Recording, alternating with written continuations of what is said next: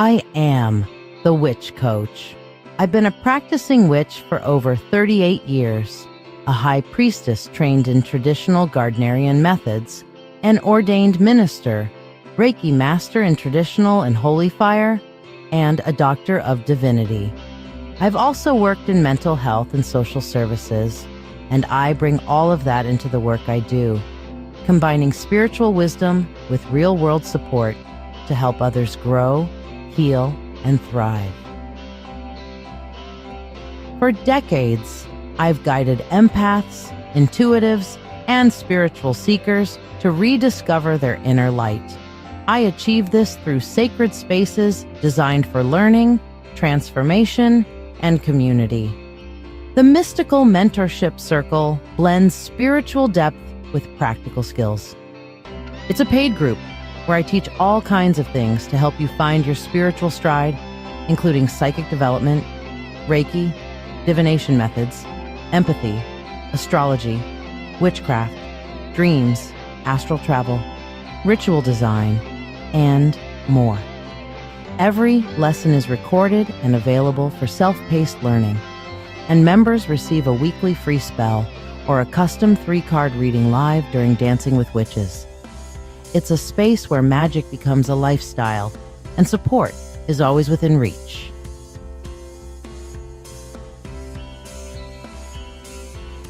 The Witch Coach's Sanctuary and Marketplace is our free group. It's open to everyone and filled with resources, education, and spiritual support.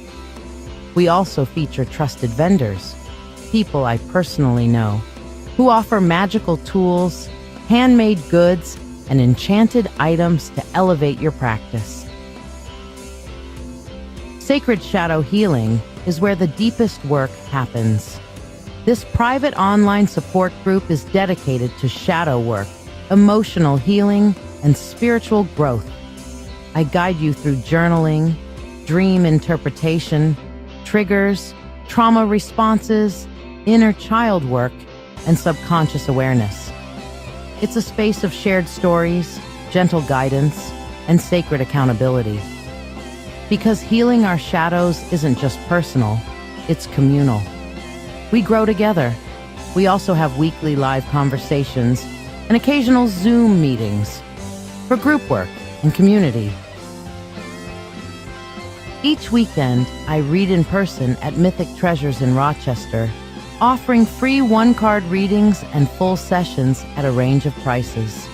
From crystal guidance to deep multi-deck spreads, I meet people where they are and help them step into clarity, confidence, and calm.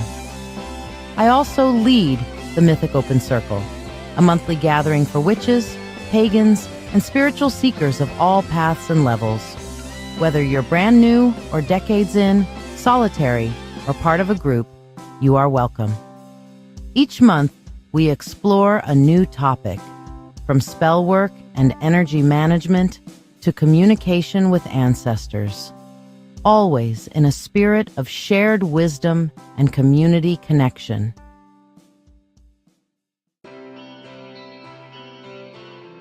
And 3 nights a week, I host Dancing with Witches, my live psychic show streamed on Facebook, YouTube, and Twitch. This isn't just a reading show. It's a full magical experience. Every episode features free 1-card pulls and distance Reiki, along with a powerful signature, spell, and custom spreads designed to align with the moon phase, seasonal energy, or cosmic influence of the moment. I also hold drawings for free priority readings, offer live mediumship, and deliver messages from deities, ancestors, or spiritual guides of your choosing. It's interactive, heartfelt, and deeply transformative. This is where magic meets community in real time. Outside the lives, I am a proud member of Get Mad Radio, our 24/7 radio station, distributed on iHeartRadio and accessible by saying, "I want to listen to Get Mad Radio" to your Google Home or Alexa devices. Our mission is simple: making a difference through the power of radio.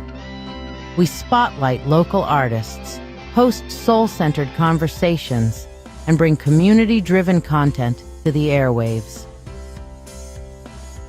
On Tuesdays at 7 p.m. Eastern, my partner and dearest love, the Old Wolf, hosts Dancing with Wolves, a bold and witty show full of amazing music, satire, deep dives into life's chaos, and heartfelt interviews with artists and misfits alike.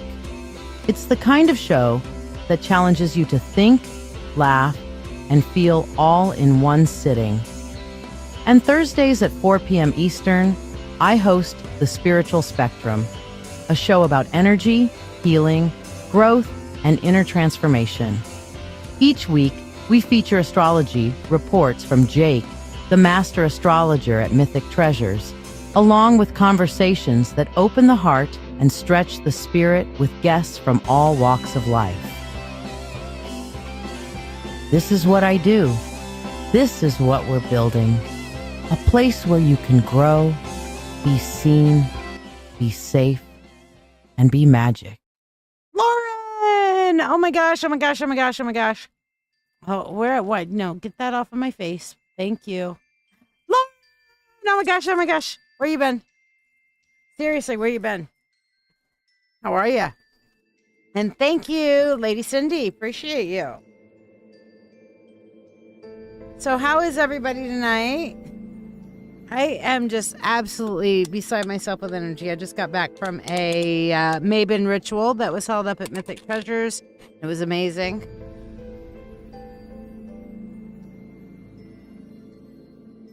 Oh my God. Okay. I went to a place earlier today. They told me that they had the best spa. I gave her a reading. She's like, I've got the best spa in town. And I'm like, I've had a lot of spa. And she's like, no, we have the best spa in town. Can you tell everybody I'm the best spa in Rochester? I'm like, you know what? I'll try it next time I come in. She's like, I'll send you home with some. You know what? She might damn well be right. Best spa in Rochester.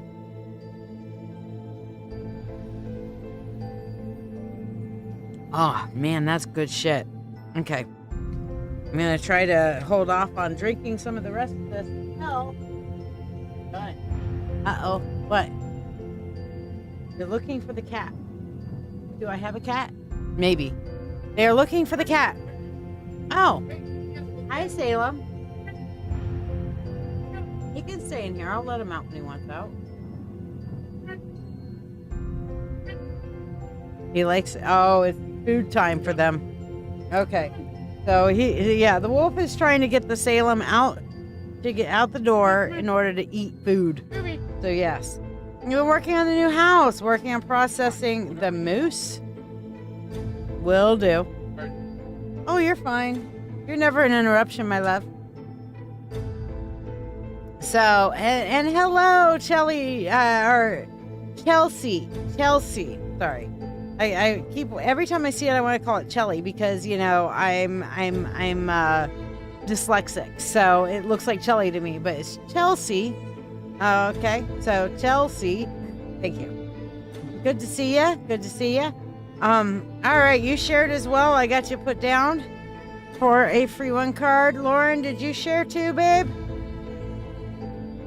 I don't see a shared from you yet. Okay, so people have gotten the free list are Becca, Junior, Lady Cindy, Chelsea, and Lauren.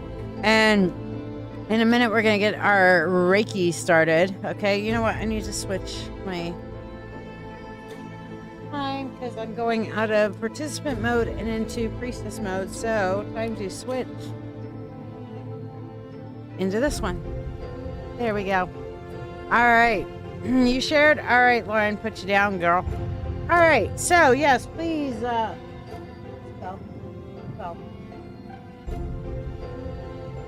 Okay. There's apparently a black cat in here somewhere. I don't know where he's at. So anytime I hear a weird noise, it could be him. Salem. Okay. Maybe it will be. Maybe it won't be.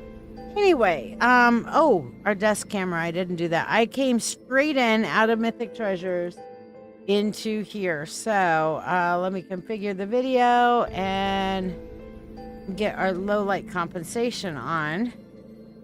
Okay, there we go. And then we'll make it even better and light our candle because I hadn't lit the candle yet. Well, it helps if I have a lighter. So yeah, here we go. Ta-da! The candle. All right. So we are going to start with our Reiki. It might be a quiet night because I started late, so we'll see how it goes. Sometimes when I start late, not everybody shows up. But we're going to start off with a little bit of Reiki, okay? And when you share your Reiki requests, understand there is no limit. You can share as many Reiki requests as you want / need. Because it's not like I'm dragging it out of my energy. As a Reiki practitioner, I am pulling in the universal ray and channeling it to your body, your ki, your chi, as it were. So I am using that at that point for you, for others there, all the above, for, you know, whatever it is needs to be accomplished in your body or in somebody else's body. But I'm not using up all of my energy doing so. So don't feel like you're going to be like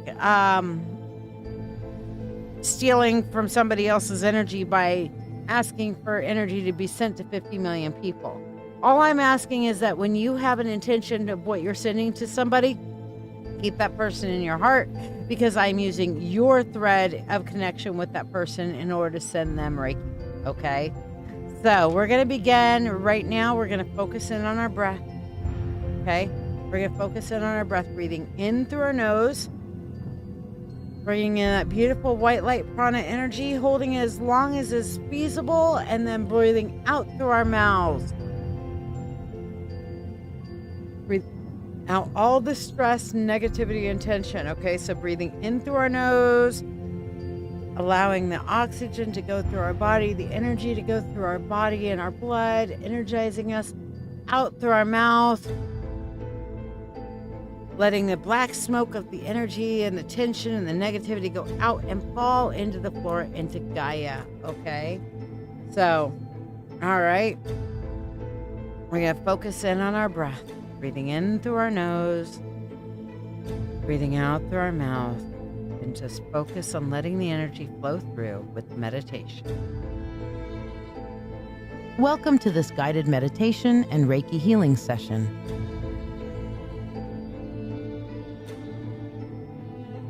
Reiki is a Japanese energy healing technique that channels life force energy to support balance, harmony, and well-being on all levels.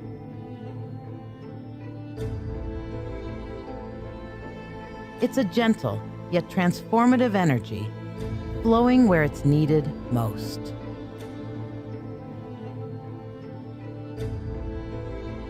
As you listen to this meditation, I am sending Reiki to all who are joining, whether you're here live or listening to the replay.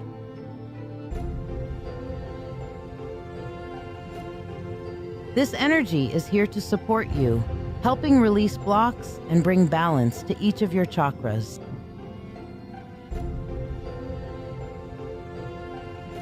You're also welcome to share any Reiki requests, whether for yourself, loved ones, or friends.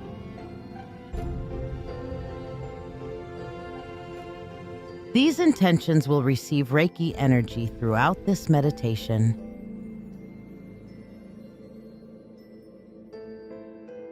Take a deep breath, open yourself to receive this healing, and let's begin.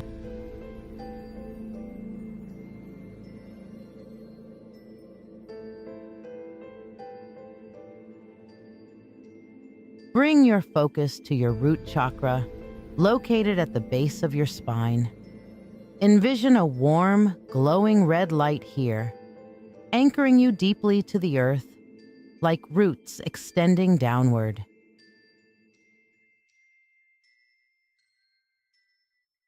This chakra represents your foundation, stability, and security.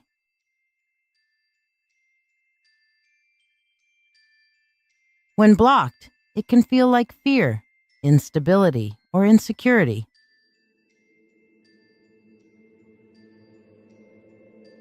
Imagine these feelings as heavy stones weighing down the base of your spine.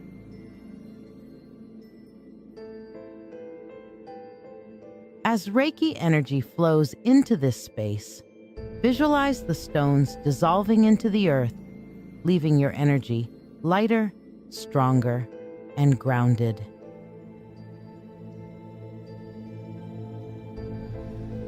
With each breath, draw strength from the earth, filling you with a deep sense of safety, security, and peace.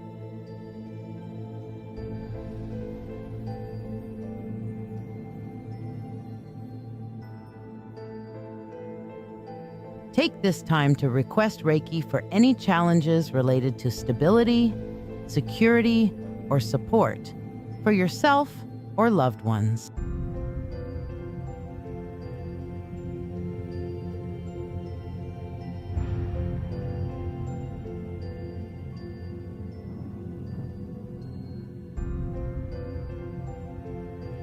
Now, bring your awareness to the sacral chakra located just below your navel.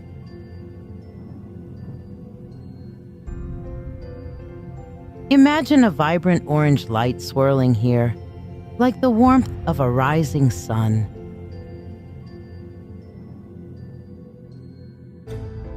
This chakra is the center of emotions, creativity, and joy.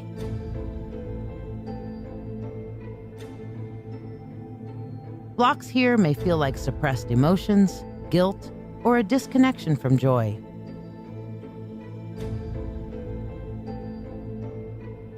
Picture these blocks as murky waters clouding the orange light.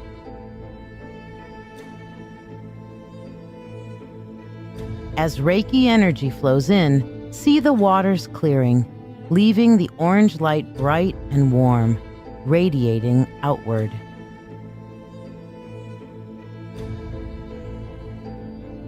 Feel this energy restoring joy, creativity, and emotional ease, bringing a gentle excitement back into your life.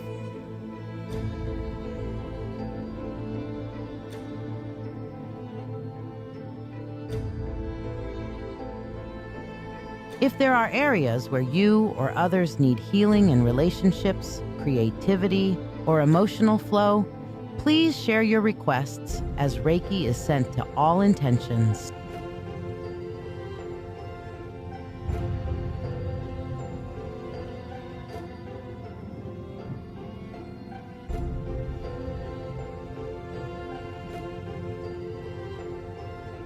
Now, move your focus to the solar plexus chakra, located at the base of your diaphragm.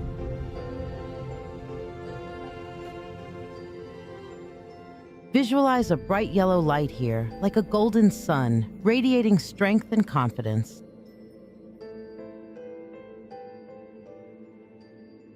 This chakra is the seat of personal power, self-esteem, and motivation.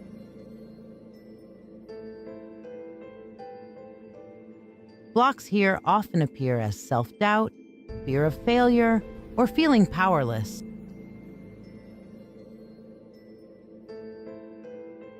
Imagine these blocks as clouds covering your inner sun.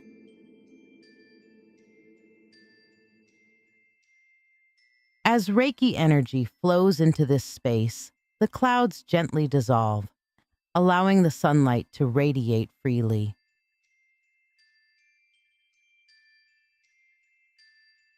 Feel your inner power and confidence awakening, filling you with motivation and clarity in your purpose.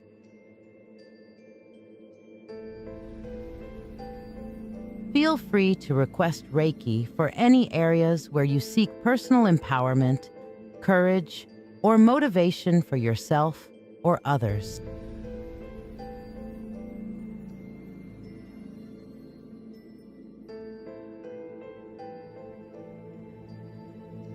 Next, bring your attention to the heart chakra at the center of your chest.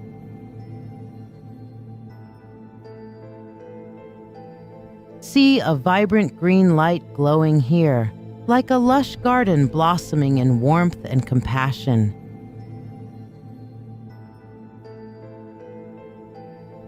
This chakra is the center of love, empathy, and forgiveness.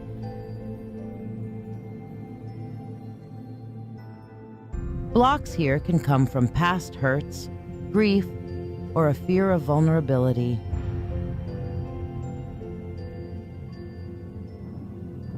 Visualize these blocks as thorns or vines around the heart.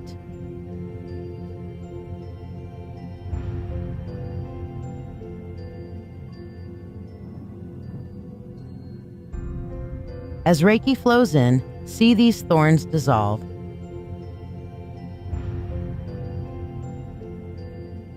And the green light expanding freely, filling you with love, compassion, and forgiveness.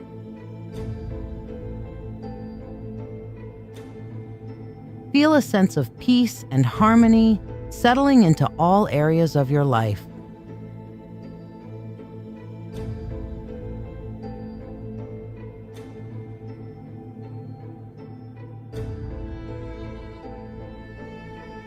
If you or others have any requests for emotional healing, love, or forgiveness,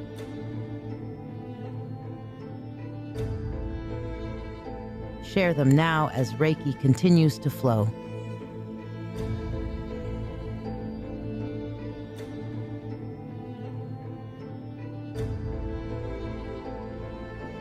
Now, shift your focus to the throat chakra, located at the base of your throat. Picture a soothing blue light here, clear and expansive like an open sky. This chakra governs communication, truth, and self-expression. Blocks here may manifest as a fear of speaking up, feeling unheard, or being unable to express your true self. Imagine these blocks as tight knots in the throat.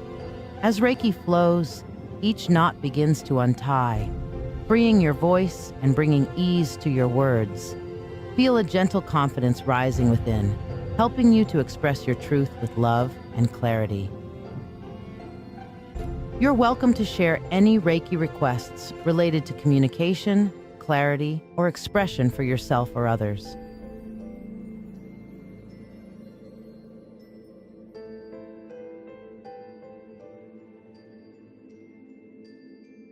Now bring your focus to the third eye chakra, located between your eyebrows.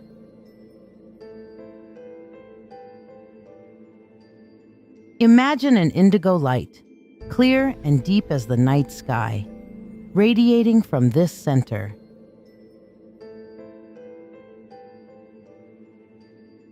This chakra is the seat of intuition, inner vision, and wisdom.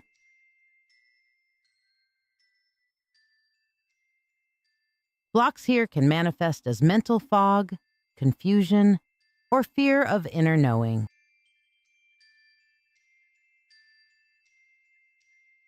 Picture these blocks as a thick mist clouding your vision.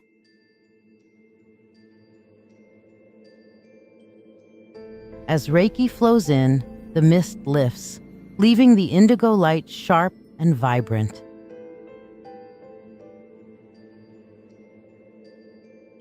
Feel your intuition awakening, your mind clearing, and a calm wisdom guiding you forward.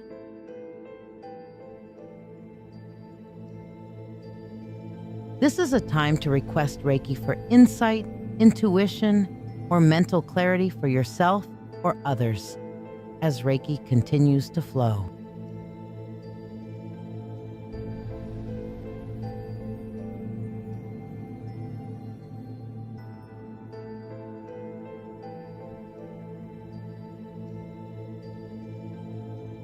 Now, bring your awareness to the crown chakra at the top of your head. See a brilliant violet or pure white light here, symbolizing your connection to the divine, higher consciousness, and spiritual awareness.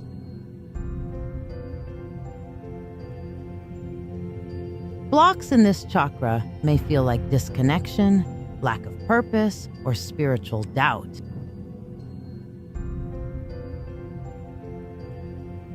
Imagine these blocks as a cloudy veil hovering above your head.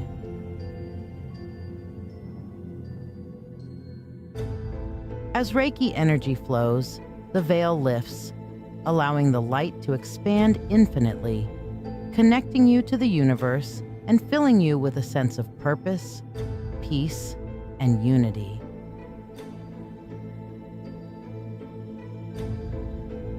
Feel free to share any final Reiki requests for spiritual alignment, clarity, or connection for yourself or others.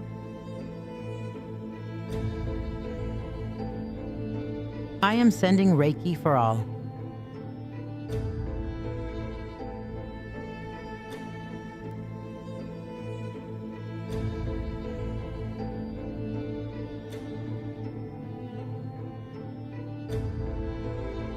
As we conclude, take a deep breath and feel the Reiki energy balanced and harmonized in each chakra, bringing renewed health, strength, and clarity to your body, mind, and spirit.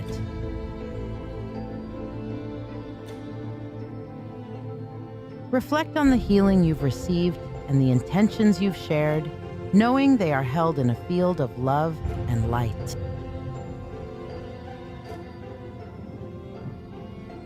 Now, as we close, bring your hands together at your heart in a gesture of gratitude.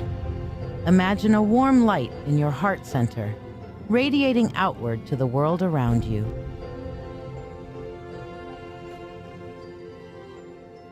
This light is your connection to others, to all beings, and to the Reiki energy that flows freely and abundantly.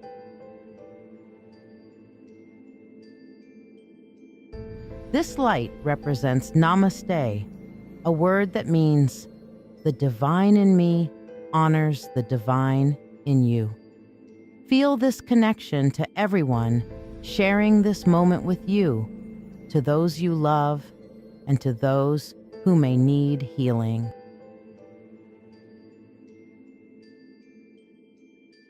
Carry this energy with you as you go about your day, allowing its healing to continue flowing through you.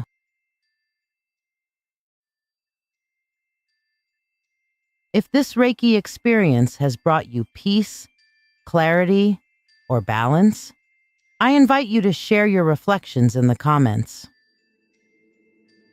Tell me how this Reiki has helped you or how you experienced the energy today.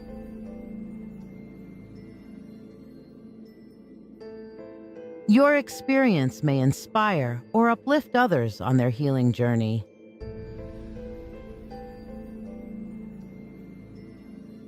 Thank you for being a part of this healing experience. May you walk forward with healing and empowerment. Namaste, beloved Spirit Tribe.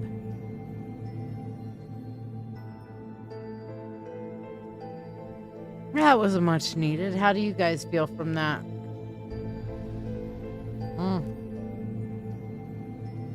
I'll tell you what, we did a cone of power tonight at the circle, so if you guys felt like extra oomph from that, that's because, you know, I got all juiced up, all like powered up from that Mabon circle tonight. So I've got the Mabon energy going strong in me right now. Strong, strong, strong.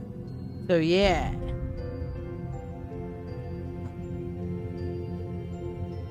No, I don't think you have, Artemis. Would you like to? Because it would have been Monday, and I don't remember you getting a spell on Monday.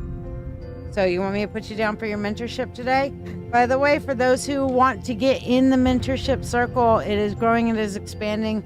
Part of it's on Facebook and part of it's on school now, but eventually it's all getting moved over to school, but you can still join as normal with the membership. So let me show you what the mentorship circle is all about if you want to get free readings every week. Are you ready to deepen your spiritual journey? If so, let's take it to the next level together. I'm LadyShiya, psychic, medium, doctor of divinity, and your witch coach with over 36 years of experience in witchcraft. I invite you to the mystical mentorship circle, This is the haven you've been searching for, especially if you're an empath or thirsting for a like-minded community. We learn everything from shadow work, Reiki, runes, tarot, astrology, and even life skills that matter. The best part? You get all of this for only $25 a month. You're not just learning, you're growing alongside a supportive community that understands you. Plus, you get special perks like free monthly readings, discounts on live events, masterclasses, and personalized mentoring from yours truly, the Witch Coach. Let your journey begin now. Visit LadyShiya.com. Yeah, Lauren, I got you down, babe. I got you down for the spell and reading and for, yes, we can absolutely do a past life. Now, I will warn anybody who's on and watching, past lives are not always super exciting. They are relevant, but they are not always super exciting because, you know, we can't all be famous people, just like we're not all famous people this lifetime either, okay? So, yeah, keep that in mind as we're going forward. When you get a past life, it'll be cool, but it's not necessarily always exciting. Sometimes it is, sometimes it's not, okay? So don't get your hopes up or nothing like that, you know? The sadness dissipated quickly. Not completely, though. Yes, I need to sit with, I know I need to sit with some of this, but it stopped fast for me. Well, that's good. That's good because, you know, that's the whole point of the Reiki is getting in a little bit of that healing energy and shit like that. So, yeah. Hopefully that helps and blesses you there, my friend. Okay. Shiya's past lives are Oh, you mean like when I give past lives? I thought you were talking about my actual past lives. Some of them are cool. Some of them are very traumatic. Because I'll tell you what. Yeah. Some of them are traumatic. Not gonna lie. All right, my darlings. So let's get this show on the road. If you guys have not gotten on the free list, I'm going to give you a chance to do so real quick. Because in a moment we will be doing our first drawing for the free mini reading. So let me turn off the Reiki request thingy. Here we go. All right. There we are. And so let me show you guys how to get on the free list. And we're going to do our first drawing. You have to be on the free list to be entered into the drawing for the free mini reading. Thank you for tuning in. I'm live on Dancing with Witches, my live psychic show on Facebook, YouTube, and Twitch. Every Monday at 8 p.m., Wednesday at 9 p.m., and Friday at 10 p.m. Eastern Standard Time. I also have occasional daytime shows at random, so be sure to follow. I offer free readings on every live show. The free readings are the reading of the day, and you do not get to ask a question. To join the free list, simply like this video, subscribe or follow me, share this live stream, and then comment the word shared. Your reading will happen during breaks in the priority readings, whether you are here or not. So if you miss it, just go back and rewatch the video on Facebook or YouTube. For those who tip any amount at all, you'll skip the free list, join the priority list for your reading, be able to ask a question, and receive a complimentary money spell blessing. Additionally, you can donate for specialty readings as listed to the right of your screen for $20. It's $35 for mediumship to connect with your departed loved ones, or $30 for a channeled message from a divinity of your choice. You can also donate $13 for tonight's signature spell to be cast here on the show, or tonight's signature reading. You could get both for only $21. Ask about what tonight's spell is about. All who donate money for anything go on the priority list and skip the free list line. Your support is truly valued by me and my family, helping me continue to share these moments with you. Don't forget to invite your friends and tune in at the start of every live show for a free Reiki healing experience. Thank you for your generosity, and may you receive abundant blessings as you have blessed me. Gretchen, we had our Mabon ritual tonight up at Mythic Treasures, and during the announcement session, I was sure to talk about the Western New York Pagan Pride event that's coming up on October 12th. So, yeah. And Amy, I got you down for... And did you share, Amy? I got you down for your donation for your past life. Okay. Excellent. All right. Where's my number button? There it is. 20. There we go. Cool. All right. I've got you down for your past life. Absolutely. Okay. So, people I've got on the free list so far: Becca Jr., Cindy, Chelsea, Lauren, Maria, Artie, and Gretchen. And now Amy, you're on there too. So if you guys shared and didn't hear your name just now, give me your name real quick and I'll put it on the list. Meanwhile, if you guys want to see what the signature spell and reading for Mabon is tonight, oh my God, I love it. In this uncertain world, protection is no luxury, it's a necessity. We walk through shadows of envy, of fear and uncertainty, and struggle. Far too often, what we've worked so hard to grow feels fragile, at risk of being undone. That is why I am casting the Mabon harvest of protection spell and ritual. At the turning of the year, when light and dark hold each other in balance, I call on the gods of harvest to shield the one who is named. With grain and salt, husk and flame, I seal them in divine keeping, so what has been sown cannot be stolen or destroyed. This spell may be cast for you or for one you dearly wish to protect. Alongside the ritual, the Harvest of Protection Tarot reading will reveal the dangers that press close, the promise of the gods who guard you, and the harvest that is waiting to be gathered into your hands. Each is offered for $13. The spell, or the reading, or both together in sacred union for $21. This is the moment between worlds, when the veil of balance opens. Come to the circle tonight, claim the protection, and carry your blessings safely into the darker half of the year. All right, so here we go. We're going to do our drawing. I have 11 people on the list, so here we are. Let me pull this up. All right, so we see here, hey Siri, pick a number from 1 to 11, please. She picked 6. 6 is the number, so let's see who number 6 is. 1, 2, 3, 4, 5, 6. Maria D. Marquez. Maria, you win. So you're the first winner tonight. Anybody who sticks around has a chance of winning as I do further. Maria, claim your win, and I'll let you know when it's your turn. Meanwhile, first up on the list is Lauren. So I see that you wanted the spell and reading, so you want to start there and then get into the past life after that? Oh, I am so glad, Amy. So the protection spell on Stormy helped. Excellent. All right, so we're going to start with the signature spell and reading for you, Lauren. So whose name are we putting down for protection tonight?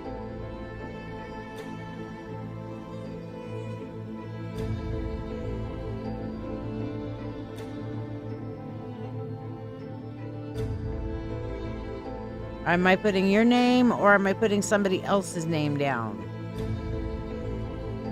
Now, just to show you guys everything that's going into the spell, okay, we have our mahogany obsidian, which is kind of the dark half of the year that we're looking at here. And then we have our clear quartz, which is the light half of the year, which is being illuminated here. And of course, our Mabon corn doll standing in the balance here. We have our wheat or oat component here. These are oats, okay? Steel cut oats. And then we have our salt component here, which is, of course, kosher, non-iodized pure salt, okay? So that we have here. And then, of course, we have our corn husk, Okay, now you can do the spell multiple times for different people, to put different people on. So we're gonna, for Lauren's spell, we're gonna do Keith. Keith with my magic Sharpie. Now what makes my Sharpie magic? I make my Sharpie magic. So we have Keith's name here on our corn husk. Now, underneath here, you'll see our trichetta that we have with our kind of Mabon colored agate stones here, necklace. And then this is a selenite burn bowl. And as we continue to burn in this selenite burn bowl, it's coming up with more and more ash. And of course, there's salt in there as well. And so part of what's going to be in that is that this is going to go into a jar and will be living on my altar until maybe next year, where we'll come back and do this spell again. So you're not just getting a protection spell for the now, you're getting a protection spell for later too. Now, because I'm going to be making some salt out of this, I'm putting other little extra burny things in there, like incense, and that's a little bit of ancestor money turned up so it burns better, you know. But yeah, that's what we're doing here. All right. So, all right. I call upon the God and Goddess. I call upon the Lord and Lady. I call upon the Spirit of the universe, the Spirit of all, as we stand at this time between the dark half of the year and the light half of the year, this Mabon, to cast this Mabon harvest of protection upon Lauren's husband.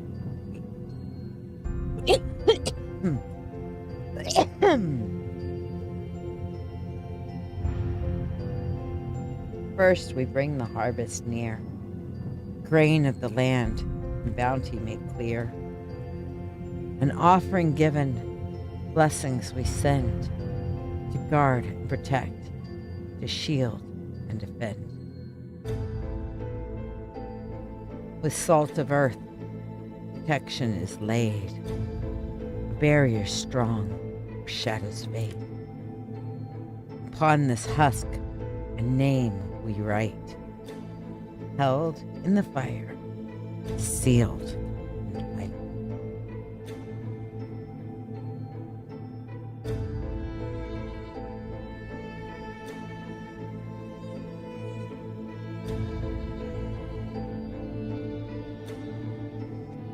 Corn and grain,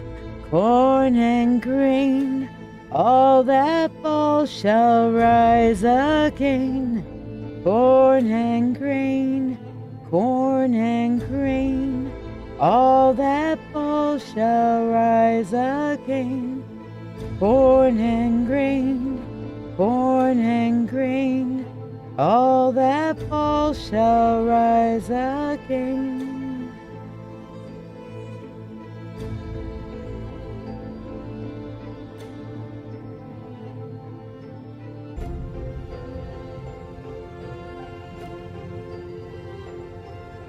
By gods of harvest, hear this claim. Protect the one who bears this name. With free will to all, and harm to none. As we will, it is now done. So mote it be.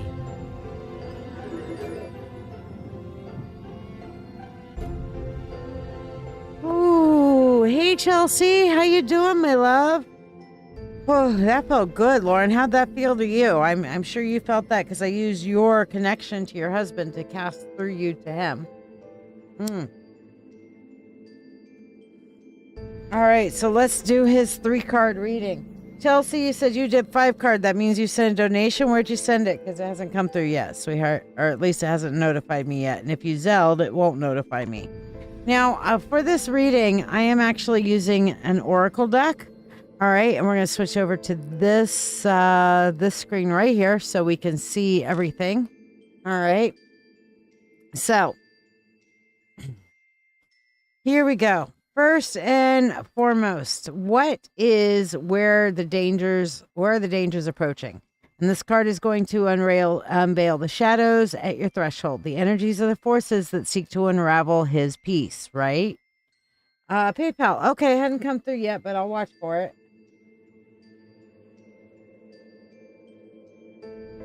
I'm wondering why I haven't seen it yet.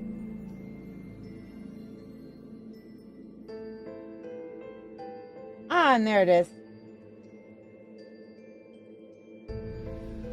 It just wasn't notifying me because it's being a shithead.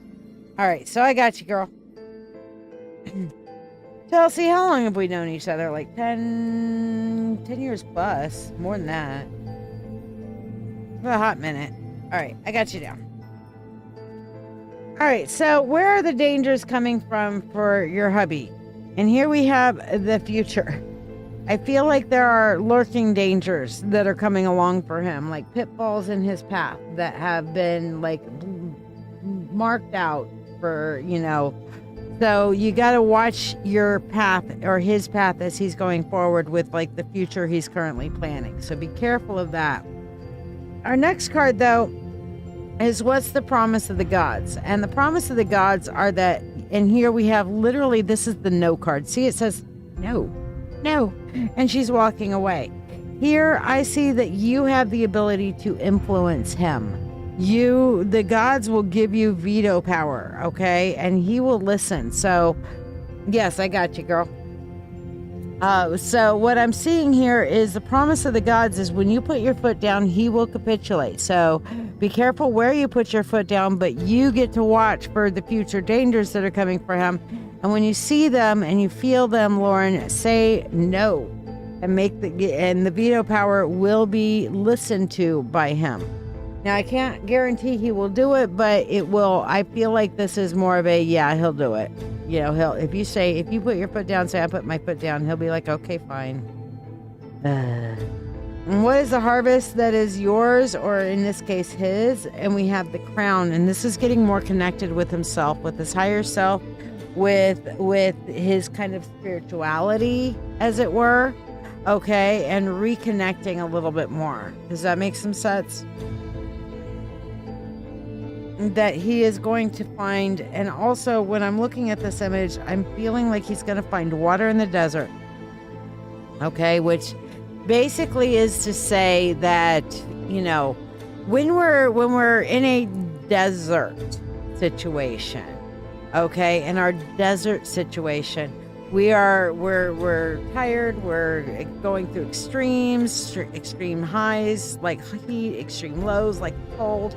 You know, we're thirsty, we're being depleted of our energy and our resources, and finding an oasis or water in the desert is just that respite, okay?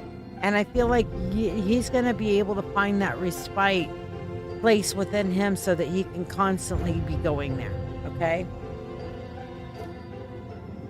But yeah, I think this is a great reading going forward for him and protection spell. Now, keep in mind, you guys can do as many of these protection spells as you want. I will be carrying some of them over. I will be carrying this over into next week. So if you need to get a few additional people next week, I got you, okay? I'll be doing this one for the Mabon until the full moon, all right? Until our harvest moon. So, all right, let us do the past life reading. So we're going to go back over to our full dust cam here. I'm going to move my little trichetta out the way. Gonna put stuff up here for right now. Oops, knocked over corn dolly. Sorry, baby. I didn't mean to knock you over. Here, why don't you hang out there? Yeah. Okay, you good with that? Good with that. Okay. There we go. There you go. All right. Now we can do our past life reading. And none of those decks. Gotcha. Okay. Where is the universe sending me for this? Oh, Tarot of the Old Path. Okay. I haven't used this one in a hot minute. This is Tarot of the Old Path. So I just got told this is the deck I'm using for you today, Lauren. Unless you have any objections. Oh, hey, Jamie. How are you, my love? And Jessie. Hey, girl. Good to see you. Don't forget to like, subscribe, and share. Let me know you shared so I put you on the free list. Lauren, what I do, and many of you guys who know this, who get the past life readings going, is there's no real spread to this one. I just kind of start putting down cards until the universe tells me to quit. So I just start pulling and pulling until the universe says that's enough, or your guides say that's enough, or you have the whole story. Quit pulling fucking cards, you crazy bitch. But it hadn't told me that yet, so I'm still pulling some fucking cards. Because we just cool until we get the fucking story. Really interesting. Okay. And then, okay. Oh, 2 came out with that one. All right. Oh, and I'm being told one more. Okay, one more. All right. Oh, we got a happy ending. I love happy ending lifetimes. Woo, woo. We got a happy ending. We got a happy ending. There's not a lot of crazy shit on the way you died. Yeah. Okay. I'm sorry. It makes me fucking happy when that shit happens. Okay, so here's the thing. First and foremost, I see that you were born in this lifetime that I'm looking at here, as part of like I'm feeling a very oh how interesting. Hey Lauren, you got any kind of feelings like of ties to the Amish? Because this is literally an early Amish lifetime.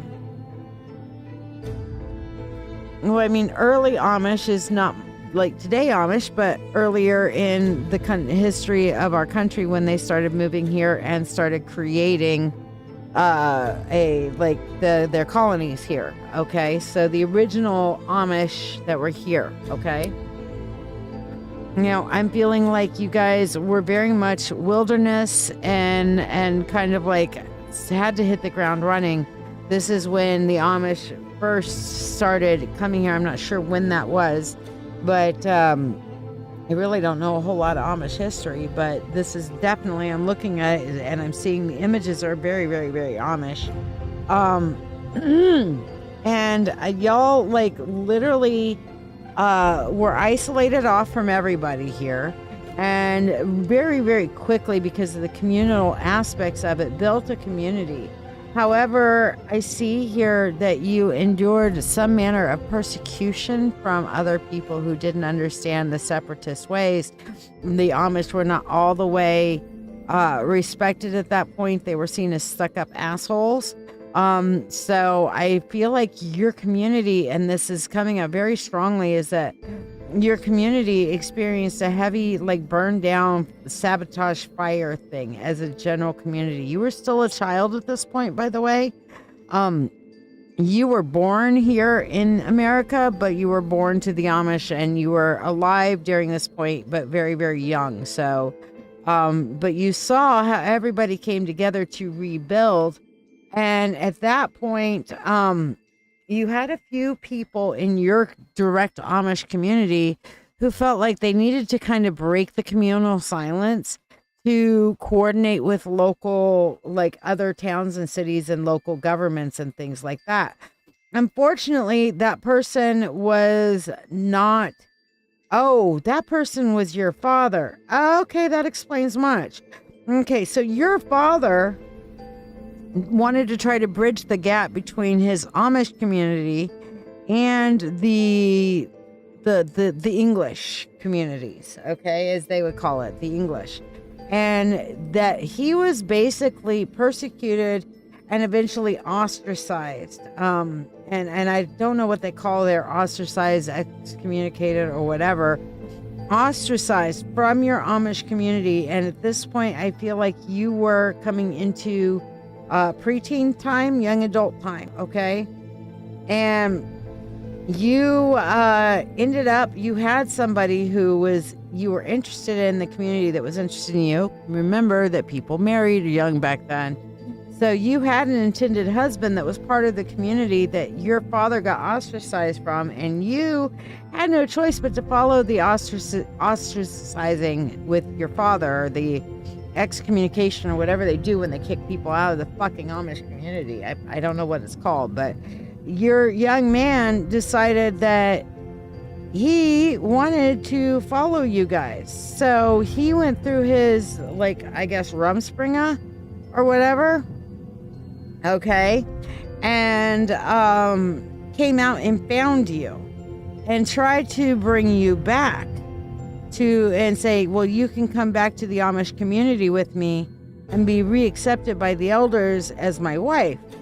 However, I feel here you were like, no, you set some serious strong boundaries that I'm not going to be separated from my family. You actually found a better life among the English. Okay.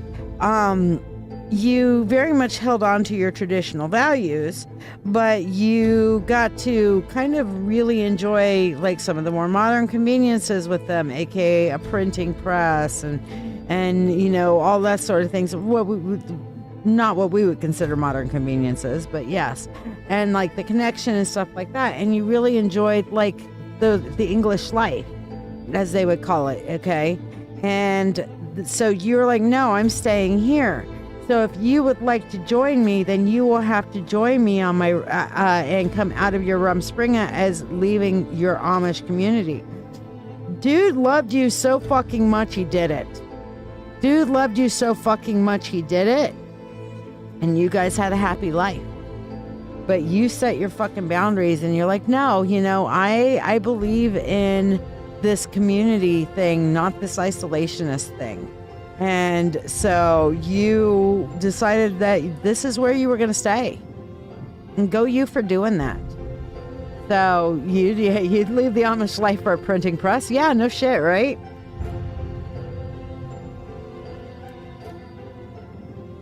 Now keep in mind, I know you want to put like your story kind of like and see it more in a modern Amish Rumspringa kind of thing, but you know, of course, they didn't have telephones so much. Then they had like telegraphs and stuff like that at that point, or were starting to. But literally, the modern conveniences are not what we consider our modern conveniences.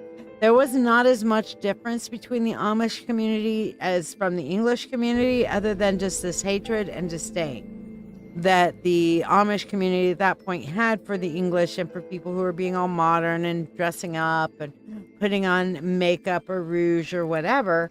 There was not as much cultural difference between the Amish and the English as there is now. And they still call us the English to this day, even though we're Americans. We're the English, and the Amish are more like a Germanic based. But still, there was enough significant difference on belief structures and things like that in the isolationism that, you know, there was still a heavy divide between your community, the initial Amish community, and the initial colonies and whatnot, and villages, and the English that was here. And at that point, those were the English colonies. The United States was not the United States at that point. Okay. I'm feeling like this is more like in the Northeast area, you know, Pennsylvania Dutch kind of thing, are some of your descendants from that point. But yeah, they felt the English were corrupted by evil, very much so, yeah. So your father was like, no, they worship the same God we do. They are just more about community and not about this ostracism thing. And so he endured that ostracism, and there were fights and for a long time. But, you know, you loved and believed your father, and you believed in creating bridges and communities, not division. So that speaks very much to you, Lauren, and actually very much, I think, fits with you in this lifetime too, is that you're a community binder, not a community divider. So let's do your money spell here. Lauren, money, money, unto thee, abundant wealth, 3 times 3, with free will to all and harm to none. As we will, it is now done. So mote it be. You got Employee of the Month, Jamie. Oh my God, that's so wonderful. Congratulations. Stick around, I'll share out, and I'll give you a freebie, sweetheart. You know me, I'm always happy to give you freebies. All right, so Lauren, I hope that helps and blesses you, my darling. Keyboard back up from underneath. Oh, I did it again. Okay, that's why okay. I know what's going on. All right, I function lock. So I'm gonna function unlock. There we go. There we go. Now it's working. All right, I'm screwing myself up. It does. And like I said, our past lifetimes are very rarely glamoury, but the fact that you had a happy family in an English life and your woe followed you out. So, yeah. All right. Let's do a couple of our freebies, and then Artie, you're up next for your spell, right? So who am I protecting for your spell? I'm assuming it's going to be you. Becca, for you, your freebie is the Strength card, and I know you said you're going with a lot of stress, but remember, your Strength card quote that's on this Art of Life deck says, "He knows not his own strength that hath not met adversity." Going through these rough times has made you stronger, girl. You've survived 100% of your worst days. Okay? You've got inner strength. Allow yourself to show that to others. That you should not be embarrassed of the fact that you are that fucking strong. All right, Jamie, I will put you on the free list, my dear. And remember, if you guys have to leave at any point, I will read off your free card whether you're here or not. All right, so Junior, let's see what your free card is for the day. Junior, for you, we have all the way in Ghana, we have the Five of Swords. And the Five of Swords is sometimes I go about pitying myself, and all the times I'm being carried on great winds across the sky. And this is a reminder that even when things aren't going right in our life, the universe is still working for us. Okay? The universe is still working for our benefit. So keep it going. You're on the right path. Yeah, we have our down moments, but the universe wants you to succeed, Junior, and the universe is working to help you succeed. So just tune in, listen, and be a part of living your best self, living your best life, and manifesting, okay? You got this, my friend. You got this. Jesse, thank you, my dear. Putting you on the free list. Hey. Go away, Jesse. Gutierrez. Hey, N9F7M. Why do I feel like you just gave me your password? Number 9. That's what I'm going to call you now. You're number 9. N9. Number 9. Number 9. Number 9. Anybody can tell me where that's from? Anybody? Number 9. Number 9. Number 9. Anybody tell me where that's from? I'll do a quick free one poll if anybody tells me where that's from. All right. Artemis. Let's do your spell here. So we're going to switch over to our spell screen. And by the way, if anybody wants to know what the special is for today for the spell. In this uncertain world, protection is no luxury. It's a necessity. We walk through shadows of envy, of fear and uncertainty, and struggle. Far too often, what we've worked so hard to grow feels fragile, at risk of being undone. That is why I am casting the Mabon harvest of protection spell and ritual.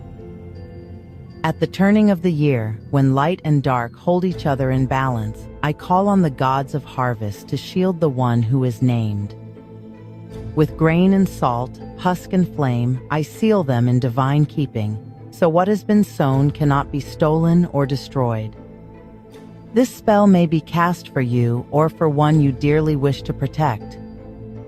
Alongside the ritual, the Harvest of Protection Tarot reading will reveal the dangers that press close, the promise of the gods who guard you, and the harvest that is waiting to be gathered into your hands. Each is offered for $13. The spell, or the reading, or both together in sacred union for $21. This is the moment between worlds, when the veil of balance opens. Come to the circle tonight, claim the protection, and carry your blessings safely into the darker half of the year.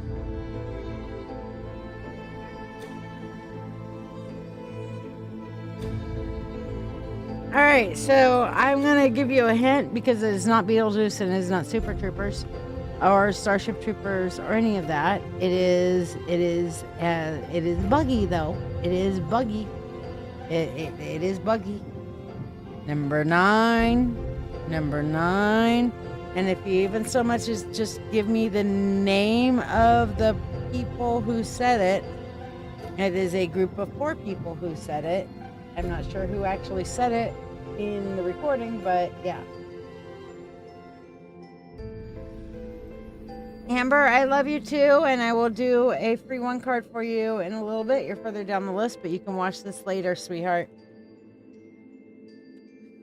Okay, so Artemis. I call upon the God and Goddess. I call upon the Lord and Lady. I call upon the Spirit of the universe, the Spirit of all, to assist me in casting this Mabon harvest of protection as we stand in balance between the dark and the light half of the year at our second harvest. Okay? First, we bring the harvest near, grain of the land, bounty made clear.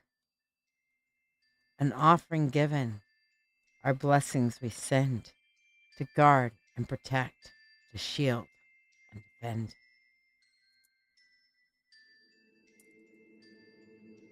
With salt of earth, protection is laid, a barrier strong where shadows fade.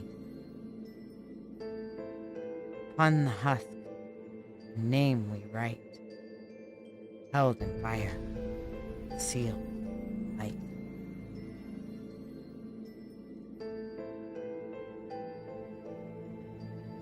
Corn and grain,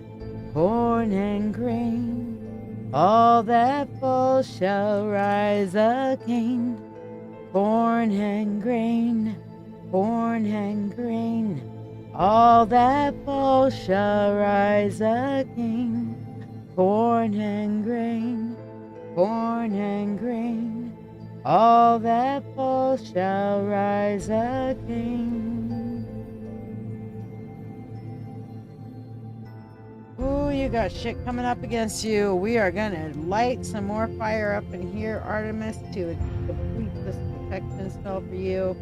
Your name is not wanting to finish burning, and we are gonna make it finish burning. Because ain't nobody gonna hurt my Artemis. Corn and grain, all that falls shall rise again. Corn and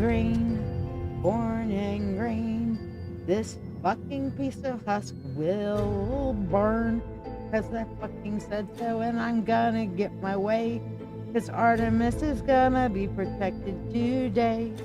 Corn and grain, all that falls shall rise again.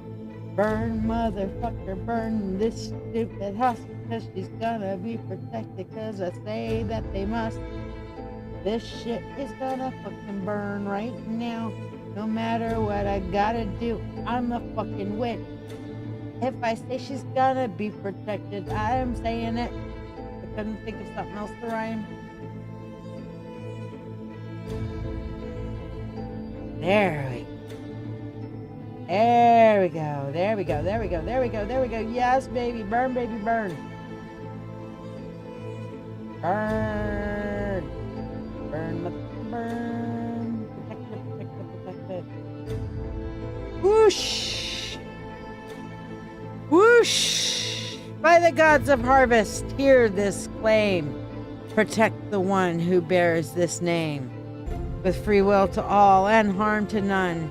As we will, it is now done. So mote it be. God damn, that shit wanted to fight me.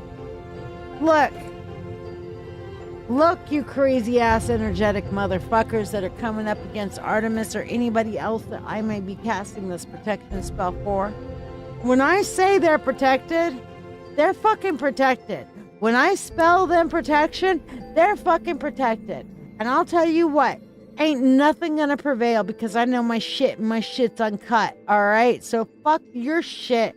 Artemis is fucking protected. Okay? Woo!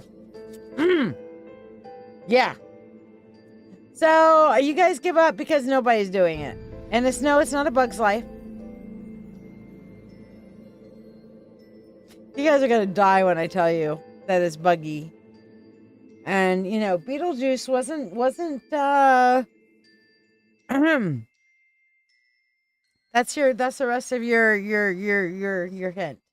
I'll give you a little bit longer to figure out where number nine is coming from. And no, it's not Grand Theft Auto either. Y'all are all gonna die when I tell you. You're gonna be like, oh shit. Every last one of you. Number nine. And it said just like that. Number nine.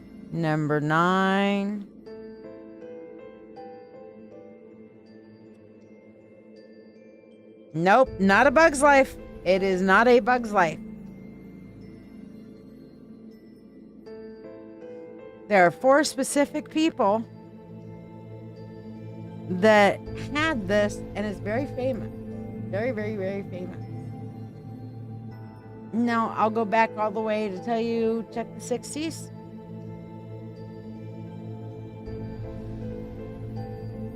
Not Beetlejuice, but it is buggy. 4 people. I'll even give you 4 guys. Come on, people. If y'all can't get it from that, we're in trouble. We are in fucking trouble. All right? Just saying. All right. Amy Marie, you are up next, but we're going to do a couple more of our freebies real quick to see where everybody's at here. Cindy Edgar, let's do your freebie. All right, Cindy Edgar, for you we have, Lady Cindy, we have the Temperance card, and it says the unlike is joined together, and from those differences makes the most beautiful harmony. This is saying you're the alchemist. Things aren't just that like oil and water don't naturally go together. You got to shake that shit up. You got to shake. Maria D. Marquez, you get it. What's your question, babe? It is the Beatles, specifically from the White Album. All right, Elspeth, putting you down. Maria D. Marquez, ask your 1-card question, Sweet Pea. And did you share? If you guys shared, tell me you shared, and I'll put you on the free list. Okay, but it is the Beatles on the White Album at the end, you know, so yeah, number nine. So yeah, Cindy, for you have to be the alchemist. You got to bring those unlike things together and shake that shit up and make it work for you. Okay, so be the alchemist, girl. And I know you are, because you're very good at that. You're very, very good at that. All right. Cece, or I'm sorry, not Cece. Chelsea. Chelsea, let's see what your free 1-card is for today. Chelsea. All right. Ooh, here comes the sun, little darling. It's all right. Okay. So, Chelsea, we have the sun for you. And it says, your quote on this one, this is the Art of Life deck, and every one of them comes with a quote. Your quote is precisely the least, the softest, slightest, a lizard's wrestling, breath, flash, moment. The littlest things make the way for the best happiness. This is to remind you, okay?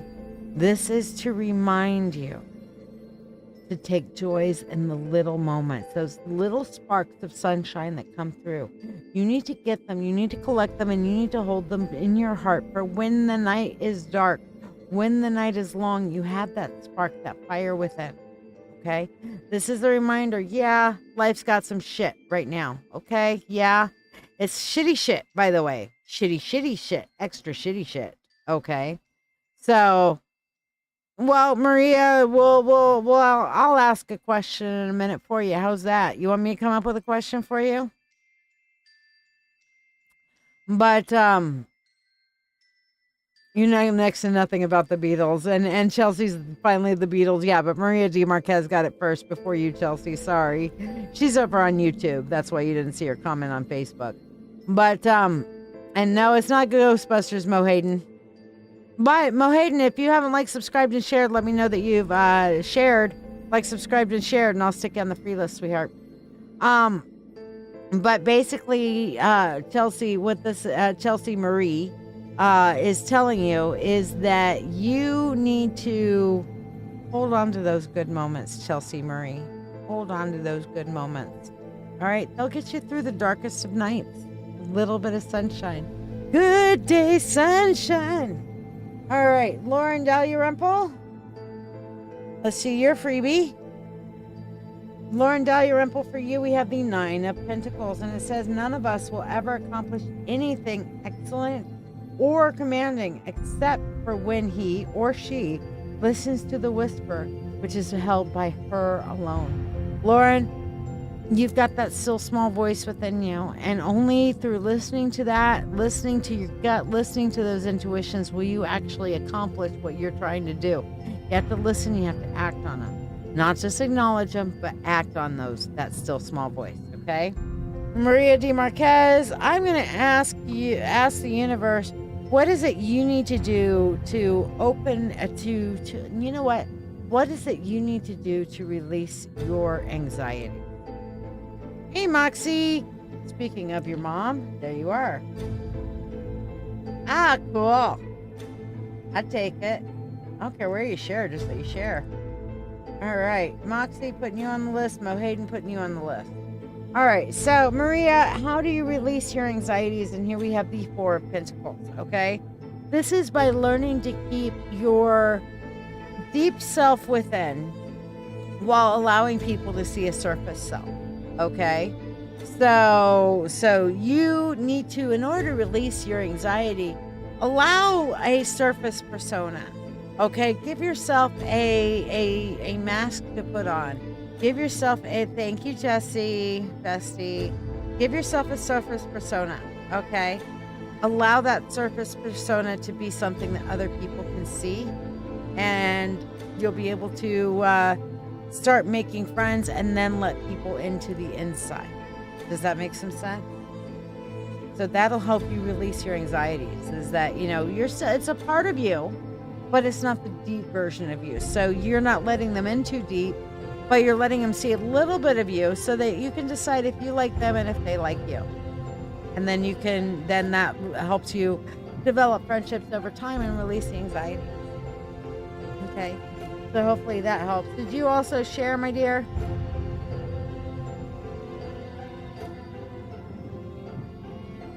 All right. Now, Amy Marie, you're here. Whose name are we protecting on, or were you, no, you were getting a past life, right? Amy Marie, you wanted to get a past life reading, correct?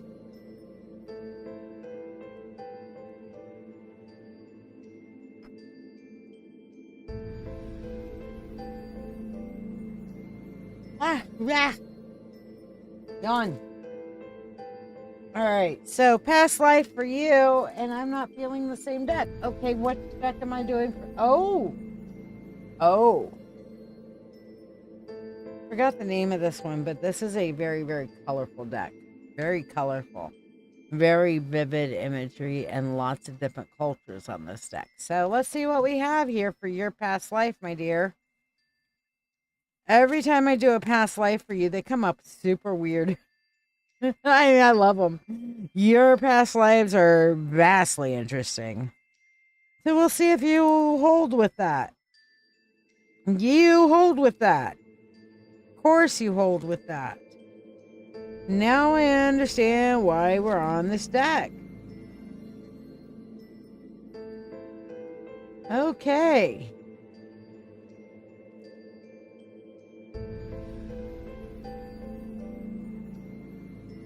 Yes, you won the freebie with the 6. Yes, you were number 6, Maria. You're just having a lucky night tonight. That's all I'm saying.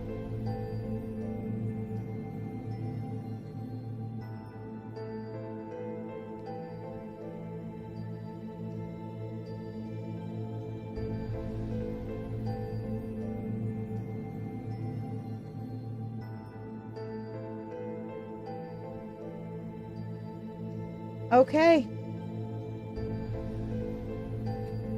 I guess you, Amy, are constantly in this like weird ass priestessy kind of shit lifetimes like I've got.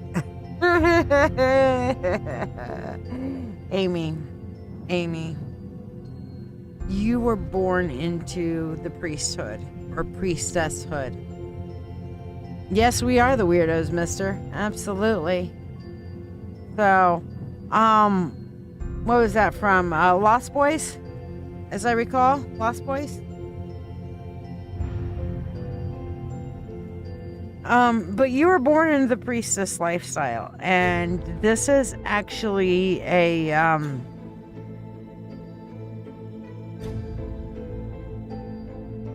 this is a Taoist priestess kind of thing. I'm feeling like that this is a Chinese thing, okay? Or Japanese. I can't tell. It's really hard when I'm seeing the ancient costuming because they are very, very similar in natures, especially for... I am seeing Taoist style symbols around you though. Oh, awesome, Moxie. But, oh yeah, that's right, the craft. You're right.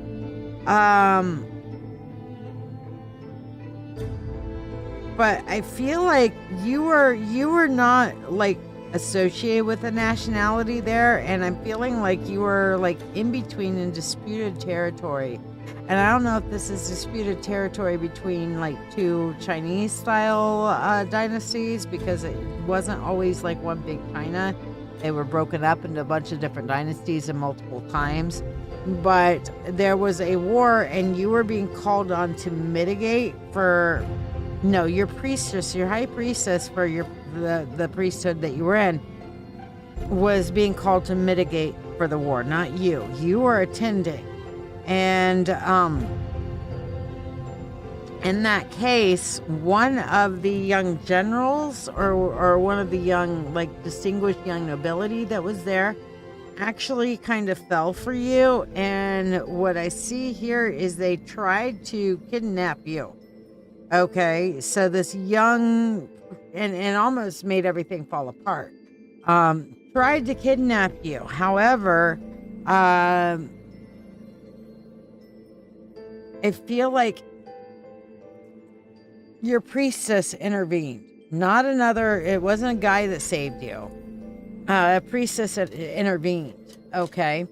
And she brought you back under the cover of darkness into the fold and kind of hid you away, and then ambushed the guy the next day to be like, hey, you broke the tenets of our religion and of society. And literally he was let off and executed because even his own people put him up for execution for doing that. And because of that, the opposite side was actually highly favored and absorbed in the people who had the one who tried to kidnap you as a vassal state. And you, at that point, decided to become like a warrior monk priestess kind of thing and actually kind of Mulan your shit, Amy. So, like, by Mulaning, you never had to pretend to be a guy. But you literally, and you know what? If you look back, I think that if you look back in history, you will see a point to where a young priestess was attempted kidnapping, and because of that, so the other guy in the other dynasty was killed, and the one that the opposite side accepted them as a vassal state, and then the nun... Okay, they were kind of nuns, I guess, for them too, became a warrior nun kind of thing. And I don't see that you ever married. I just see that you were just a warrior nun. But you did not like that feeling of helplessness when you were kidnapped. So you decided that not only were you going to swear off all men forever, forever, amen, but you were going to become like an avenging angel. You were a vengeful angel, and you became like the martial artist, really a very strong martial artist in that world. to the point to where I believe that you would probably have like a saintess title, which they had for, a saintess was somebody who was like well renowned for their piety and for their skills, and you would be like a warrior saintess of this Taoist temple. That's fucking cool. Why do you always come up with the coolest ass lifetimes, girl? I like it. But yeah, I guess, nothing like being a young girl taken advantage of to say, you know what, fuck this, I'm going to learn now. I'm going to learn some martial arts, damn it. Pretty much what you did. This tarot deck away. Okay. Cool. Whew. How does that feel? How does that resonate with you? And yeah, Amy Marie Chelsea's one of the people. She's actually one of the only people who still calls me Mama Jen from time to time. Because everybody else calls me Shiya, but she knew me first as Jennifer, so she gets the Mama Jen. Because she's one of the few people that still has that right. Yeah, that would explain why you were definitely a martial arts expert, truly. And maybe, very much so, maybe. All right, so Amy Marie, here you go for you. Money, money unto thee, abundant wealth, 3 times 3. With free will to all and harm to none. As we will, it is now done. So mote it be.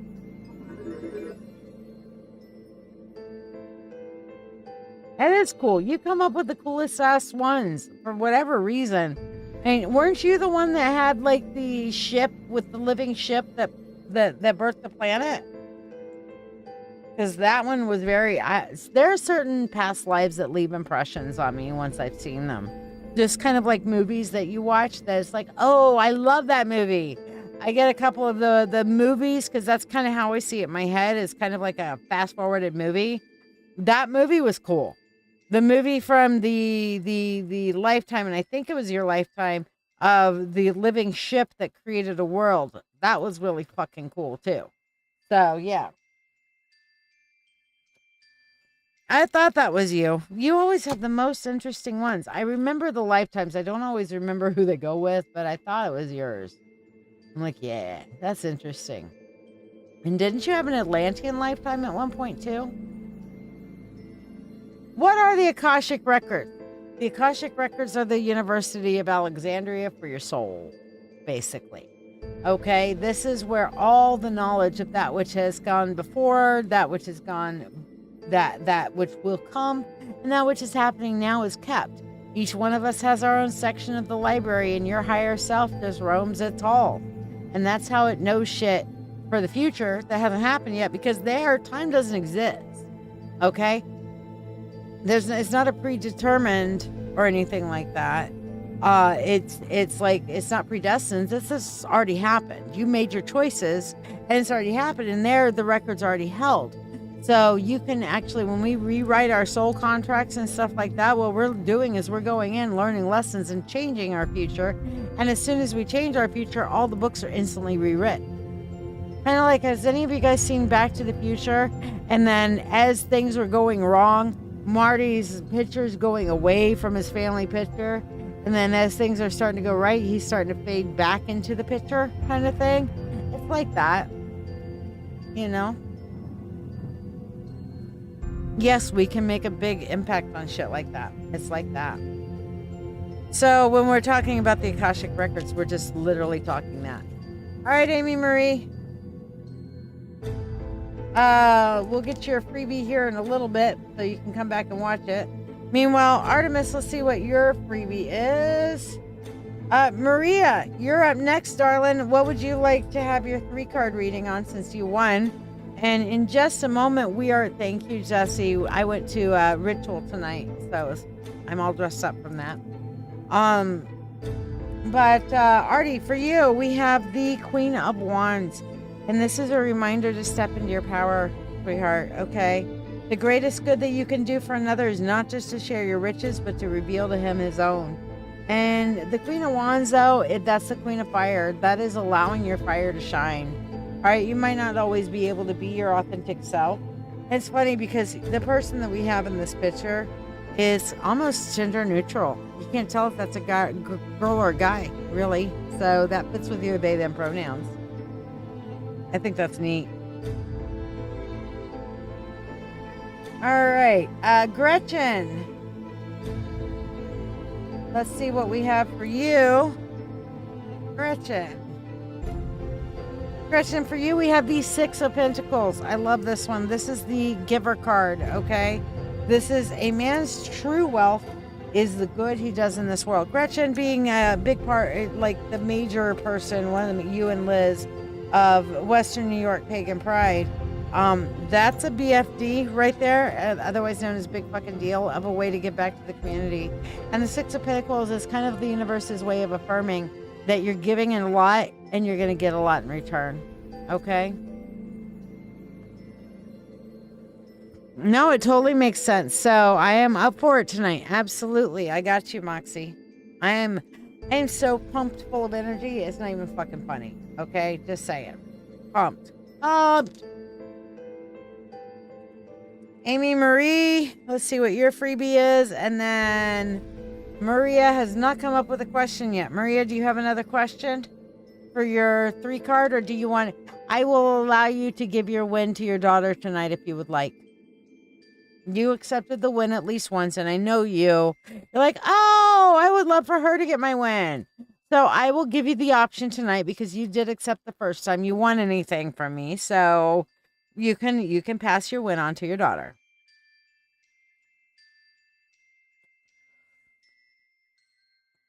All right, so yes, Amy Marie, Six of Swords.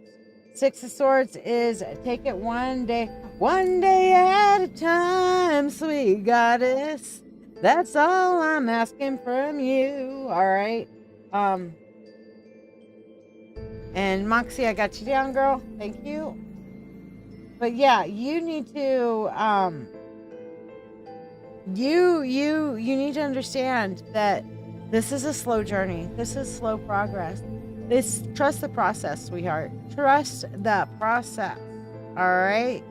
I know sometimes some days are better than others, but it is on this process and on this journey that you are absolutely meant to be a part of. Yes, tippers are skippers. You'll still get the free one in the line if you like, subscribe, and share, and you'll be put in line for the freebie. But there is a separate line for tippers, which completely skips the freebie line and gets you up first, you know? Chelsea, what did you want for your reading, my darling? Maria, let me know what your question is. Meanwhile, I'm about to do another drawing for a free reading. So if you want to get on the free list, here's how. To ask a question, please donate using the pinned comment. You can donate any amount to ask a question or get a specialty reading or the signature reading of the night. The free reading is a general reading only. You can donate any amount to ask a question for a small reading or donate for a specialty reading as indicated on your screen to the right. If you want to be on the free list, like, share this video, and subscribe to this page. Comment shared to be added to the list. Tippers are skippers, and they bypass the free list, receive a prosperity blessing, and get priority. Once you are on the free list, I will say your name to confirm you are added to the list, and your free general 1-card reading will be read during breaks in the priority readings and will be read for you whether you are here or not. Thank you from my family to yours for your ongoing support. Okay, so get on the free list right now if you want me to be entered into the drawing. So 10, 11, 12, 13, 14, 15, 16, 17, 18 people on the list now. So I'll be pulling in just a minute. If you like, subscribed, and shared, here are the people who are on the list. Becca Jr., Cindy, Chelsea, Lauren, Maria, Artie, Gretchen, Amy, Anna, Amber, Lord Vader's wife, Amy, Jesse, Gutierrez, Elspeth, Moxie, Mo, Jessica Granados, and Maria De Marquez. All of you guys. Maria's already on there twice. Sorry. So there's 17. There we go. All right. So if you guys would like, am I wearing glasses in my Cash App pic? I think so. I think I have that with the shark behind me. And before my hair was colored. But yes, this is me with glasses. This is me without glasses. I need glasses for distance shit, but not for close-up. So yeah. All right. So yes, relationship. But what is your specific question in regards to relationship? Pretend like this is Jeopardy. You have to ask a question like, are you looking for love? Are you in a new relationship? What are we asking?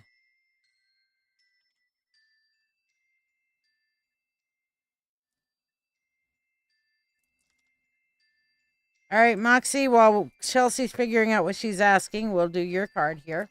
What does your spirit team want you to know to stay grounded during times of stress? Good stress and bad stress. And yes, people forget that there is good stress. 9 of Cups. You got to celebrate your wins.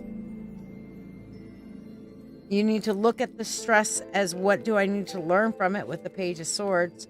And then finally, Moxie, for you, you need to learn to be gentle with yourself, to look at things through a lens of softness instead of harshness. Okay? So, yeah. Your guardian angel, aka your spirit guides, are all gonna... I thought you said that Moxie could have it. Okay, got you, my dear. You will be up after Maya.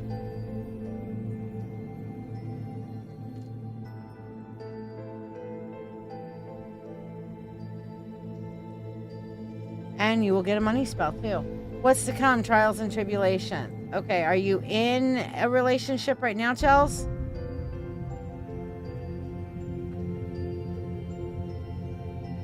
Still some of my favorite photos. All right, so let's see what's to come. Trials and tribulations. Are you in a relationship or looking for love right now, Chelsea? So we're going to start off here with the world. That's so true for you. Then we're going to go into the Page of Cups. Oh, wow. Yeah, that holds true for you too.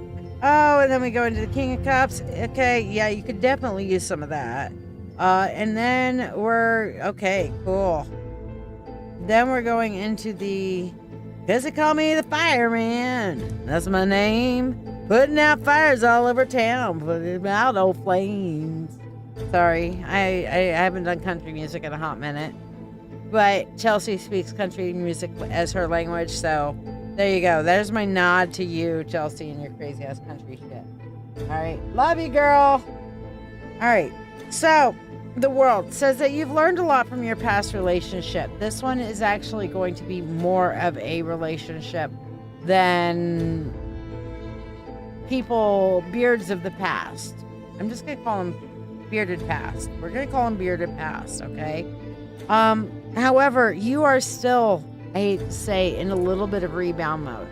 You are still watching for the same mistakes that your bearded past made to see if they're going to be transferred over. But this King of Cups is telling you, girl, keep your calm, keep your peace. Even when things appear to be swirling around you like a hurricane, wait and see where the storm goes before you react to the storm, okay? And that's where this Two of Wands comes out. Play the wait and see game rather than reactive. And I know sometimes you just want to be reactive, and I don't blame you. I'm reactive too, where you get into the whole let's burn it all down, bitch. All right? Don't do it. Take a step back, wait and watch. And then you'll be able to see how you can make it work in this relationship. Because what I'm feeling on this is that dude wants to make it work. Okay? Instead of wanting to have his cake and eat it too. Okay? So, dude wants to make it work. Dude wants to make it work. Well, I'll give you one. I'll give you a question, Maria, since you were gracious to your daughter. Now, we'll say, what does your spirit team want you to know? Who your spirit team is, you name them. But let's see what your spirit team wants you to know, Maria. But Chelsea, does that answer your question? honestly, my honest take on this is I like him better because he's at least interested in adapting and changing for you. But you're still seeing a lot of the old patterns because guys are guys. But he doesn't mean it in the same way that bearded past means it. Does that make sense? Maria, what your guides are trying to tell you right now is the Ten of Cups. Get out and have some fun. Ten of Cups. Look towards your own emotional fulfillment at this point. Your guides need you to know that. They want you to go out and enjoy a little bit of life. Okay. Chelsea, let's do your money spell here. Maya, you're up next. What did you want to know from the Akashic Records? All right, so Chelsea, money unto thee, abundant wealth, 3 times 3, the free will to all and harm to none. As we will, it is now done. So mote it be.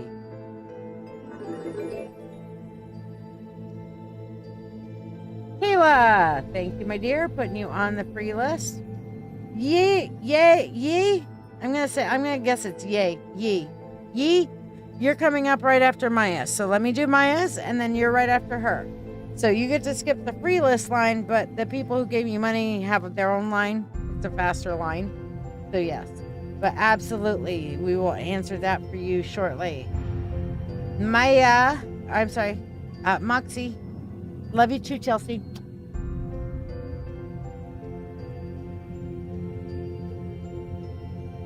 So, Moxie, I keep calling you by your name instead of what your moniker is. Let me put it on here. Moxie. Let me write down Moxie. Moxie, what did you want to know from the Akashic? While we're waiting for you, I'm going to go ahead and answer Yee's question, okay? And you wanted to know why your manager was emotional and distraught during your one-on-one meeting today. So let's take a look at that. And I'm feeling like I need to pull one card from this deck and I need to pull one card from this deck. I don't know why I'm pulling 2 different cards from 2 different decks, but hey, when the universe says do this, I fucking listen. Because, you know, when you don't fucking listen to the universe, you get, ow, and I don't want to get slapped, okay? The universe ain't gonna slap me today. Well, sorry. I will not do something worthy of being slapped by you today, universe. Okay. So we have here the 7 of Wands and we have the Ace of Wands. So the 7 of Wands here, I've got this whole choices dynamic. Okay. And I feel like there's some pressure in your manager's life right now that he's being given some really shitty options. I don't know why I'm saying he, because I'm really getting almost like a male energy. I'm getting somebody who's very driven, but I feel like he's being backed into a corner right now. The masculine energy, the strong drive and domineering thing, whatever's going on with him at this point, he feels like he's being backed into a corner and there's no good answer. Does this make sense? Yee. So they're backed into a corner. There's no good answer. And so this is getting to the point to where he's doing what he has to do. Okay. And okay, he is male. I was getting a strong male energy. He's doing what he has to do. We don't like it. He don't like it one little bit. Zero likes.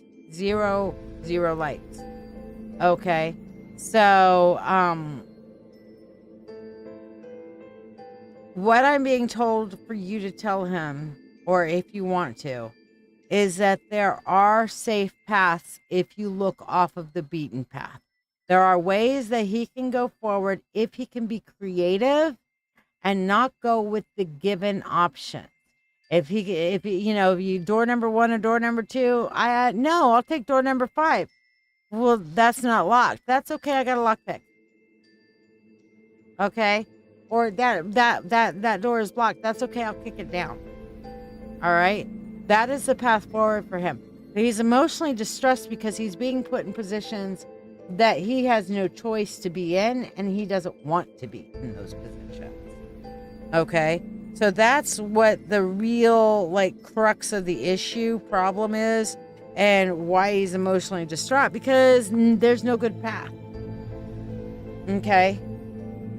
So your dynamic is stranger. Okay, gotcha. So, I mean, he's not saying he's right or wrong. He's just being put in a place where he doesn't want to be. So if he discriminated against you, is he a MAGA? I'm just going to say right now, is he a MAGA? Because if he's a discriminatory MAGA and he got told that he's not supposed to discriminate, that would make sense to being why he's like angsty and upset and yada yada, because he might be getting curbed in by somebody who's not a MAGA, or is like, no, you have to treat people with basic human decency. I'm sorry, is my politics showing? No, I am not a far left. I'm purple. I'm a moderate. I'm in the middle. But I'll tell you what, I'm anti-MAGA.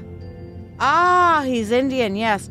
Some ethnicities can be very, very discriminatory outside of their ethnicity things, especially people who have male-dominated or patriarchal-dominated societies like India.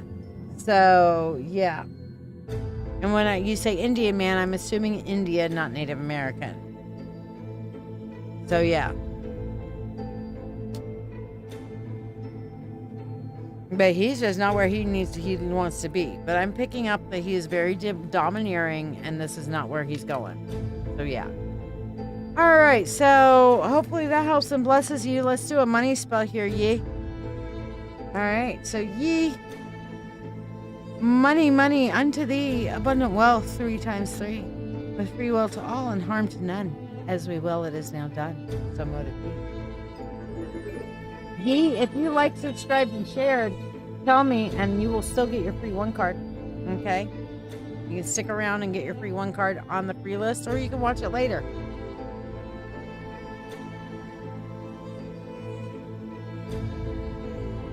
Yeah. Salem still sleeping. All right, hold on. I gotta get this black cat. Give me a second. And by the way, guys, you should check out my new community if you guys haven't yet. All right, hold on. So I have this new online community that is not social media. I would love for you all to be a part of it. And I'm going to show you a little bit about it while I go get this black cat. Hi, everyone, and welcome to the Witch Coach's Mystic Path. I'm so excited to finally have a space where we can walk together as a free and loving spiritual community. I know some of you are brand new to school, so let me take a few minutes to show you around and explain how it works. When you first come in, the community is our hearth. This is where we gather, share, and connect. You're not limited to just commenting on posts anytime you want to start a conversation. Click the plus sign and make a new one. I realized I had the microphone on, but I just wanted to show you guys Salem. Hi, Salem. Say hi, buddy. Say hi. I just woke him up from a dead sleep, so he's like probably not the happiest camper in the whole world. He's trying to... Hi, buddy. Yes? No? Okay. He's like, I'm just going to go back to sleep. Can you guys see? Can you guys see the black cat? I know, he kind of blends in. Yeah, you blend in, buddy. Oh, look at this. Look at the screen. Look at the screen. Look at the screen. Pick your head up. Look at the screen. Let people see that I'm not just holding black fur. No? Yeah? Oh, look at the screen. Kind of show a little Bible. There we go. There you go. You guys, oh, you got that kind of glare. You guys are getting glared at. What do you think? Mwah. Mwah. I love you. Mwah. I love you. Now go eat. Daddy. Go eat.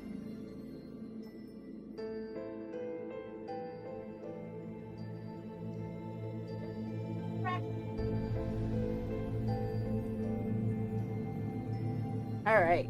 I released the Kraken. He is a handsome boy. All right. You do money candles. I have a prosperity bolt. So yes. Well, I sent him off his way, but next time I scratch his ears, I will tell him he said so.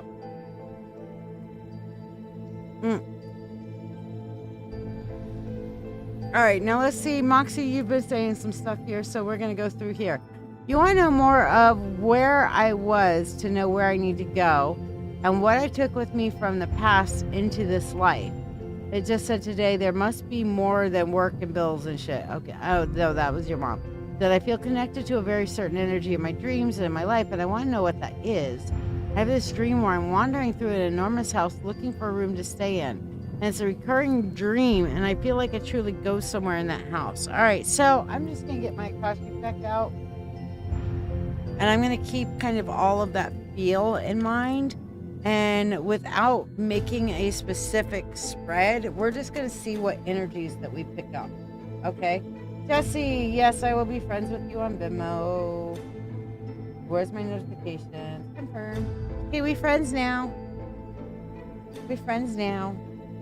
All right, so I'm going to just pull over here to the desk cam so we can see what's going on. And I'm just going to pull a bunch of cards and see what the universe tells us, okay? So we know your intent. We know you want to understand what you pull from your past life into this one and what this fucking dream is about, okay? What is this energy? What is this dream? Oh, this one wants to come too, okay? And these here, okay. All right, so what you are seeing in this house, first and foremost, is your soul contract, okay? Your choice of the different rooms and the decoration of the different rooms is that you have a lot of direct control over your soul contract. What I see that you have brought into this lifetime from your past is a very strong determination to spiritual cultivation, as it were. Not necessarily looking for the physical cultivation. You're looking for the spiritual. However, you did not pay attention to what your body would and wouldn't do for you. So at this point, you are more built in the spirit and in the mind than you are in the physical. And part of what you're supposed to learn in this lifetime is to reconnect spiritual to physical, okay? You really wanted to join in the spiritual ranks, but you're supposed to join into the physical side. It's so funny because all over here we have the mental and all over here we have the physical. And your house here that you're going through in this dream, hey Natty, how are you, love? Your house in this dream is literally a physical depiction of your Akashic library and of your soul contract. Each one of these rooms is a lifetime. Okay. This is a very large room. This is a place that you visit when you go to the Akashic. It is literally your library. You're part of the Akashic. So as you're going into these different rooms, the rooms that you're allowed to go in are lifetimes that you're allowed to remember. The rooms that you're not allowed to go in are lifetimes that either have not happened yet or that you are not permitted to remember at this point because it will fuck you up. But this determination to be the highest and greatest, biggest, best self that you've got is massive for you. Okay. It is definitely a big part of everything for you. All right. So that being said, I mean, what I'm really trying to understand here is you're a healer. This is what I'm really, okay. That's what okay. I had to talk to your guides for a second here. The physical connection is you are meant to create physical healing in people. Okay. You're meant to use this mental cultivation to create physical healing and bolster your physical well-being, as well as to create physical healing in other people. The funny thing is, it's going to be easier for you to heal others than it will be for you to physically heal yourself. But you have to reconnect your spirituality with the physical, with their physical body and with the earth, with grounding. Okay. So, yeah, I do anything to feel connected with my body truly and truly here in the present. You're going to have to work on, like, have you learned Reiki? I would suggest Reiki. Reiki to me is a perfect bridge between the energetic and the physical, in my opinion. So if you haven't learned Reiki, I do have a Reiki course on school. So you are more than welcome to join that. And I've got 20 some odd lessons. Only 6 of them are up right there right now, but the rest of them I'll be moving over within the next week or two. And 6 of them is more than enough to get started on it, you know? So yeah, this house of yours is your Akashic. I would suggest learning Reiki. Truly. I would highly suggest it. I think it would be a great idea for you. But everything that I'm seeing here in the Akashic is that you're literally in your dreams visiting your various lifetimes. Okay? And so that's pretty much what's going on there. And we got extra mica all over the place, and I'm using this card to pick it up and get it in the bowl. Yep. Pick it up. Get in the bowl. There we go. I don't do glitter, but I love glittery things. So I do mica, which is stone, not glitter, and it doesn't get everywhere like glitter does. We like that. All right, so Moxie, for you, here we go. Money, money, unto thee, abundant wealth, 3 times 3. The free will to all, and harm to none. As we will, it is now done. So mote it be.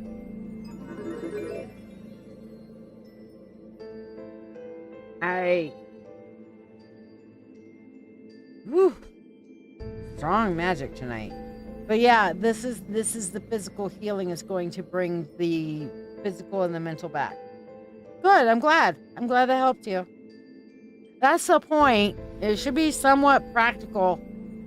Really. I mean, we can do all the wee woo woo kind of shit, but tarot and magic should have a practical application. Not just woo woo woo.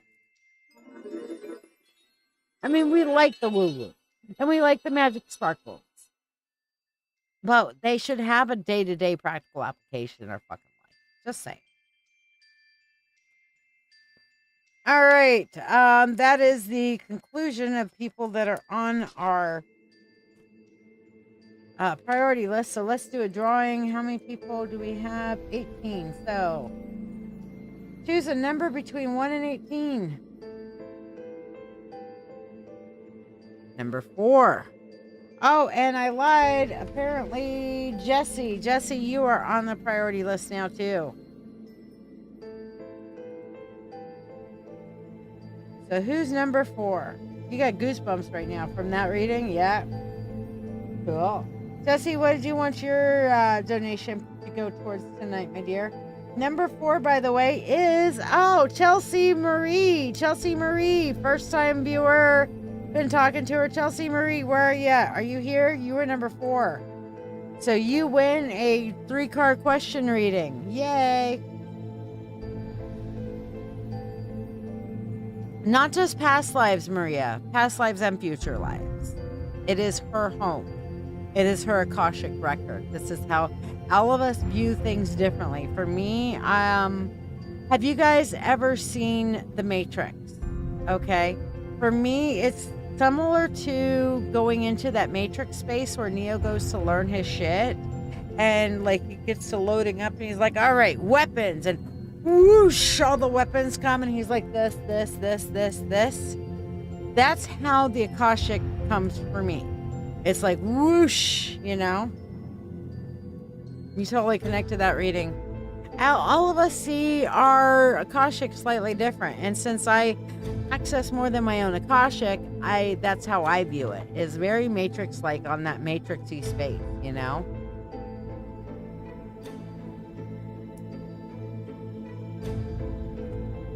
Well, now you know. Now you can understand, and now you can navigate through the house knowing what they are, and that each room's decor represents a lifetime. So going into that room and looking at the artifacts, the decor, the colors, and shit like that in that room will give you the info that you're looking for, you know?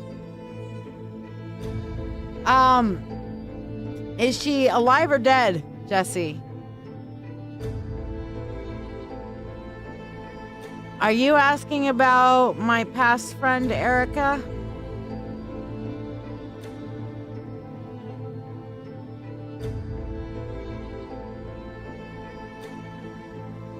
Because I will not do mediumship unless you pay for mediumship. But you can ask about anybody you want. Okay, is this the Erica I'm thinking about? My friend Erica who passed like last year?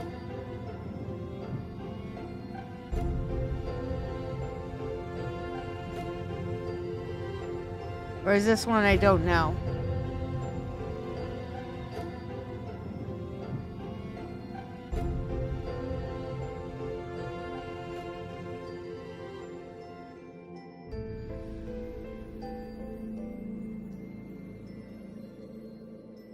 Okay. That's what I was asking. Yes, you can ask about her, and if she happens to come through, she's one of the few people I don't mind. So if she happens to come through, fine. If not, you can ask about her, and we'll see what comes up on the tarot. So what do you want to know? That's right.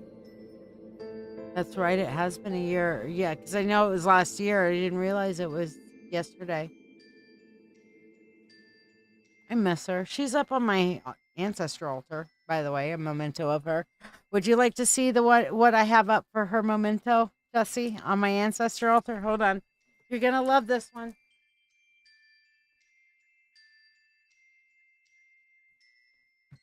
So I found this, and it became the Erica Castro memento that lives on my ancestor altar. You ready for it? You ready? You want to see it? You ready? Isn't it cute? Look at how cute it is. Look at adorable. It's my little Day of the Dead skull. Yes. Look at that. Isn't it cute? Isn't that adorable? Isn't this so her? It's so colorful like she was. The big smiles, the kind of party feel to it. I mean, this is so, it's a little ceramic sugar skull. You think she'd approve, Jesse? Yeah? That's hers, and she lives on my ancestor altar, so we'll put her here to kind of watch over the reading. How's that? Yes, it's purple. I got that, and it's like, that is so Erica. So it lives on my ancestor altar for her. That's what I was like, it's just my friend Erica. Yeah. I miss her. She was such a... she had such a thirst for life, truly. I know, she and I shared that, very much so. So I just thought you would appreciate this be Erica's skull. So, and she lives on my ancestor altar because she was that special to me. All right, so we want to see whatever comes out from her, or did you have a specific question, Jesse?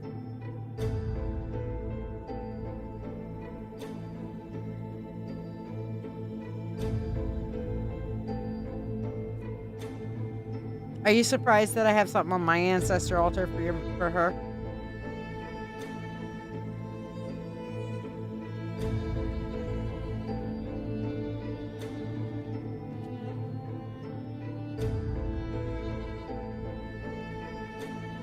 How's your hubby holding up? You're surprised? Wow. Well, I loved her, and I love your whole family. So, how's Anthony doing? I haven't talked to him in a minute either. How's your mom doing? I haven't talked to her in a minute either. It's been a couple months since I talked to your mom last. Anyway, what's your question about your mom? While you're letting me know what that question is, I will do a few more freebies here. Annalisa, we have for you, the 3 of Cups, which is get out there and have fun. It says, those who bring sunshine into the lives of others cannot keep it from themselves. You bring me so much light, Annalise, and you bring others so much light and joy. You bring us caffeine, which makes us even happier than light and joy because it's artificial light and joy, aka nectar of the gods. So yeah, Don't worry. We love you. And other people will bring you light and joy too. I know. We all do, for sure. So what's your question, Jesse?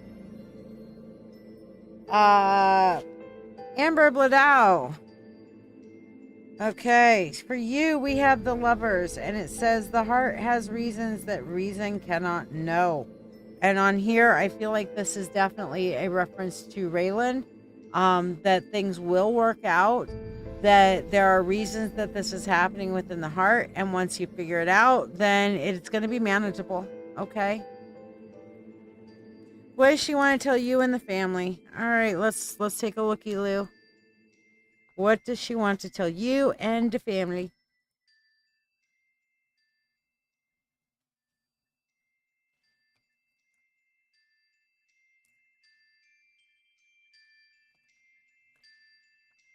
Well, first of all, you have to know that she has got some mixed emotions. So, okay.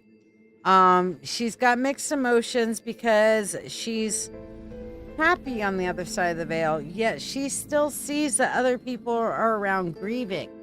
And she sees that there's still some major divisions within the family, and she wants those healed. She wants you to take down the fences. She wants to see everybody coming together, okay? That there's still some people who feel like maybe in some ways that she deserved it, and she doesn't necessarily. She's okay. Hi, she here.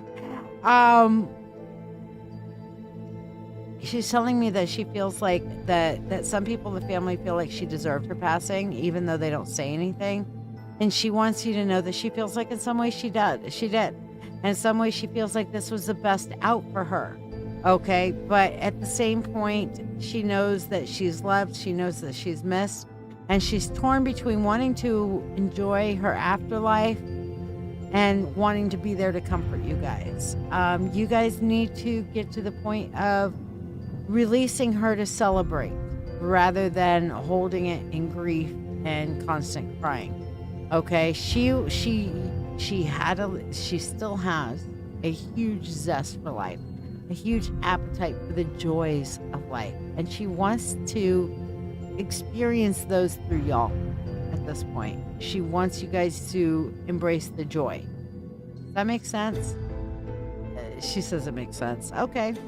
But, you know, Erica's the kind of person that when she says, oh, this is the way it's supposed to be, she just immediately feels like everybody should agree with her.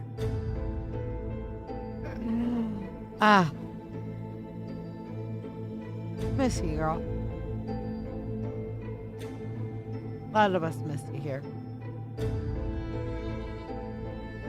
But yeah, she doesn't want anybody fighting over it no more. She's just like, hey, you know, it is what it is. Just live and let me enjoy that y'all are enjoying life.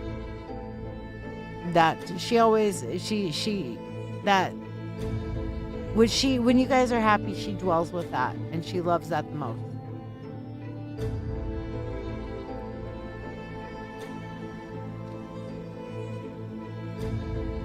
All right, I'm going to put your little sugar skull back up on the altar here.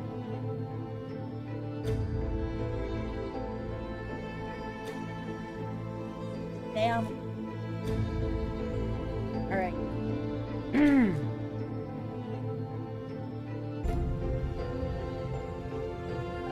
Miss you. Celebrate. That's what she wants. She wants to be celebrated. Oh, here, Michaela. I didn't even know you were on, Michaela. Hey, babe. Are you surprised that she lives on my altar? That I have a little nod to her on my ancestor altar?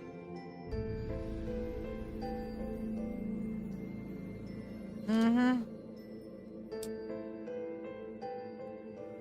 But you know that's exactly how she's always been, Jessie. How are you holding up, Michaela?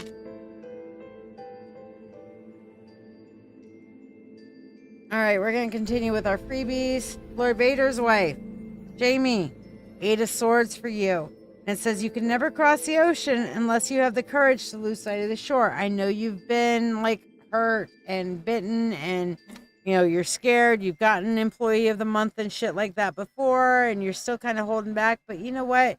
I feel like you're in an environment that truly accepts you for who you are. And yes, the 1 year is very hard, Michaela. The 1 year is very hard, always is.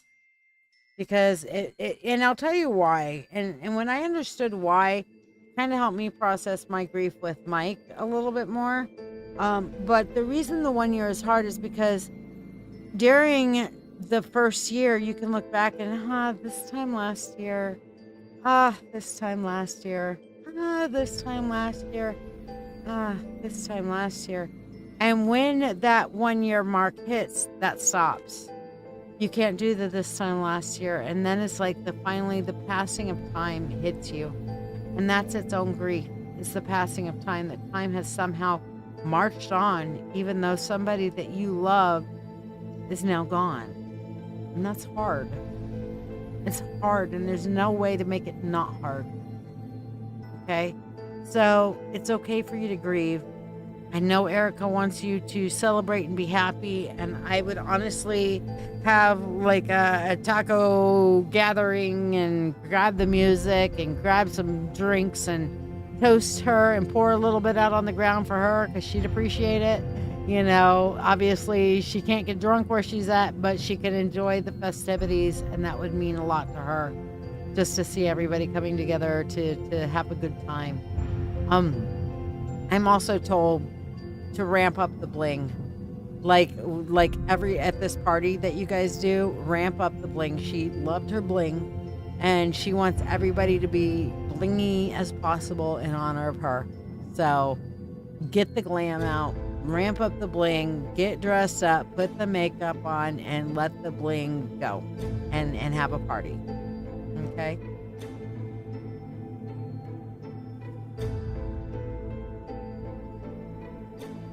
Jonathan, you said you had a question, my dear. What's your question? All right, so Jesse, let's do your freebie here.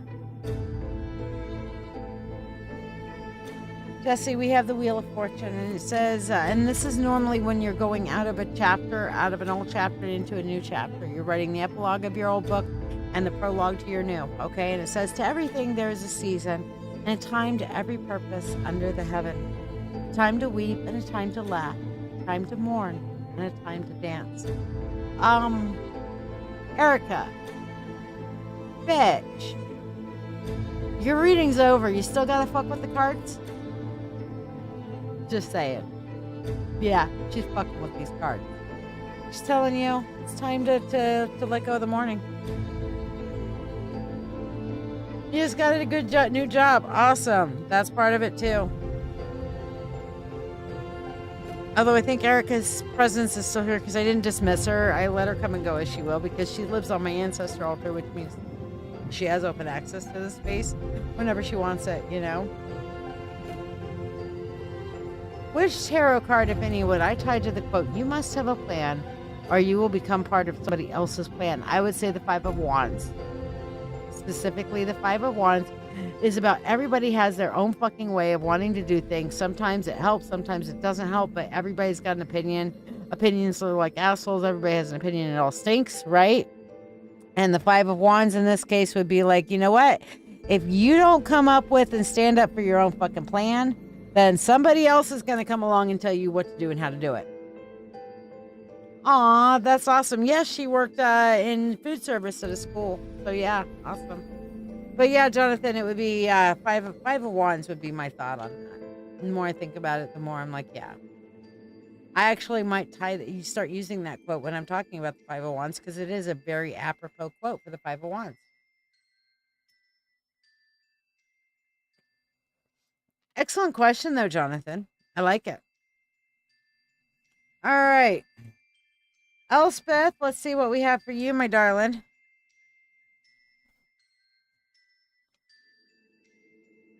Terrace McKenna said that, if anyone was wondering. Okay, cool. Elspeth, we have for you the Fool. It says you must live in the present, launch yourself on every wave, and find eternity in each moment. I feel like you're doing this. And I feel like this is the universe saying, you know what, you're on the right fucking path. Living fully in the here and now, living fully in the present. Primo, girl. Primo. Moxie. Amoxicillin. And it's definitely different from acetaminophen, which also does not cause autism. Just by the way, you know what causes autism? Fucking causes autism. How does fucking cause autism? Because when one person that has an autism gene fucks another person that may or may not have an autism gene, it's like brown eyes. It is the dominant trait. Okay? So there's going to be some kind of neurodiversity. If you have a neurodiverse piece in these two people fucking, then the result is going to be neurodiverse because it's, you know, brown eyes. Don't you make my brown eyes blue. No, the brown eyes will override the blue eyes. Okay? Fucking causes autism.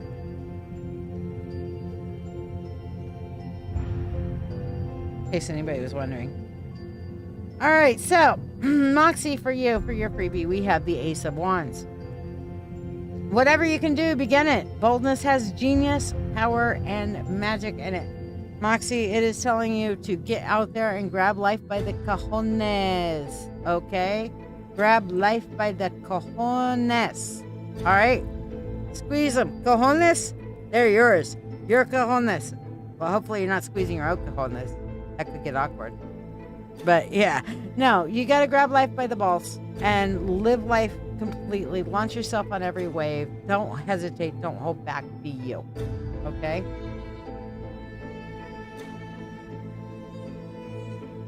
Yeah, no, that's bullshit. Because you know what? Autism has been around longer than microplastics.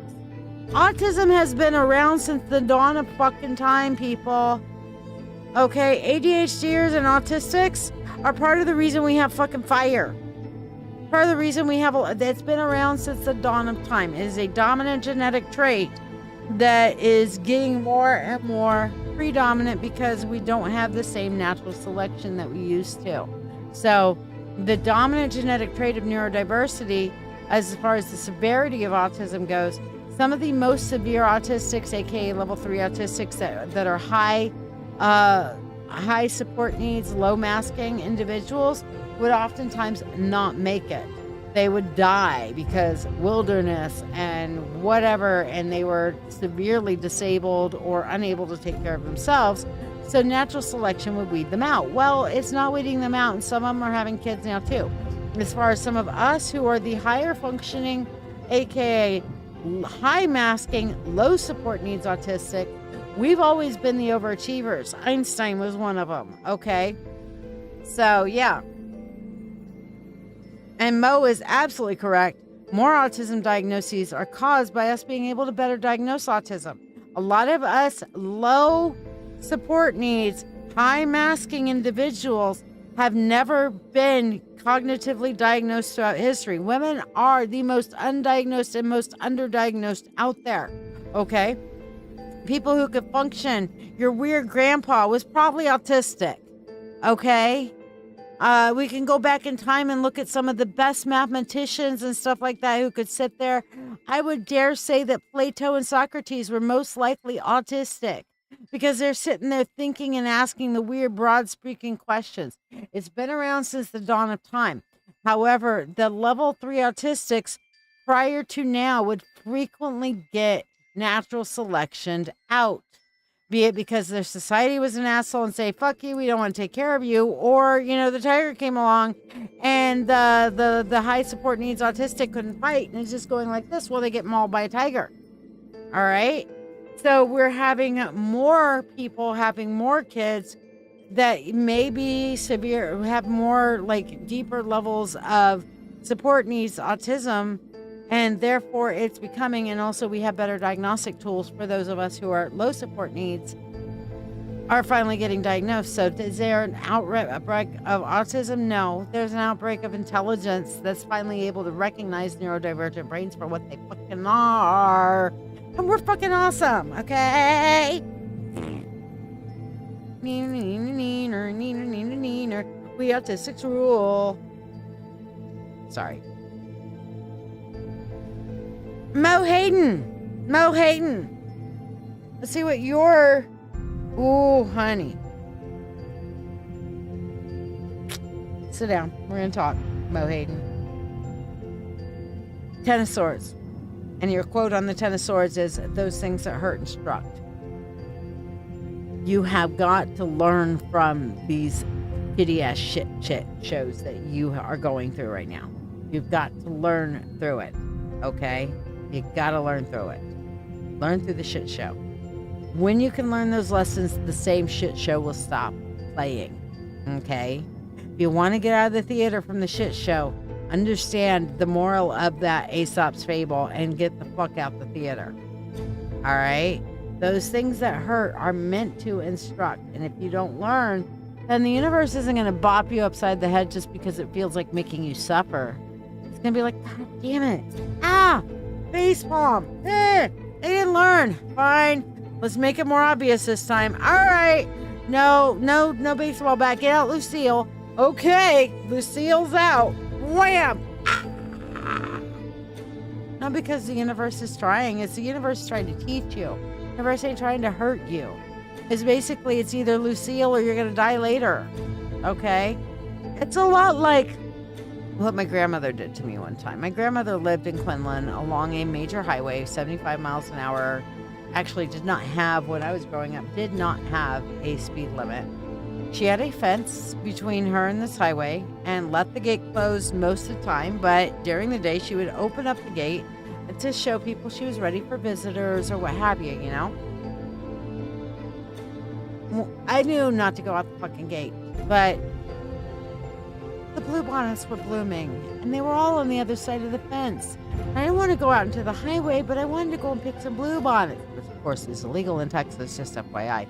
I wanted to go and pick some bluebonnets on the other side, and I was knee-high to a grasshopper at that point.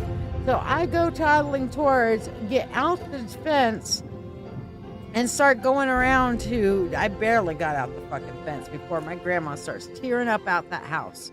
I mean, she must have had an eye on me or had eyes in the back of her fucking head or whatever. I didn't think she was watching. I thought I could get away with it.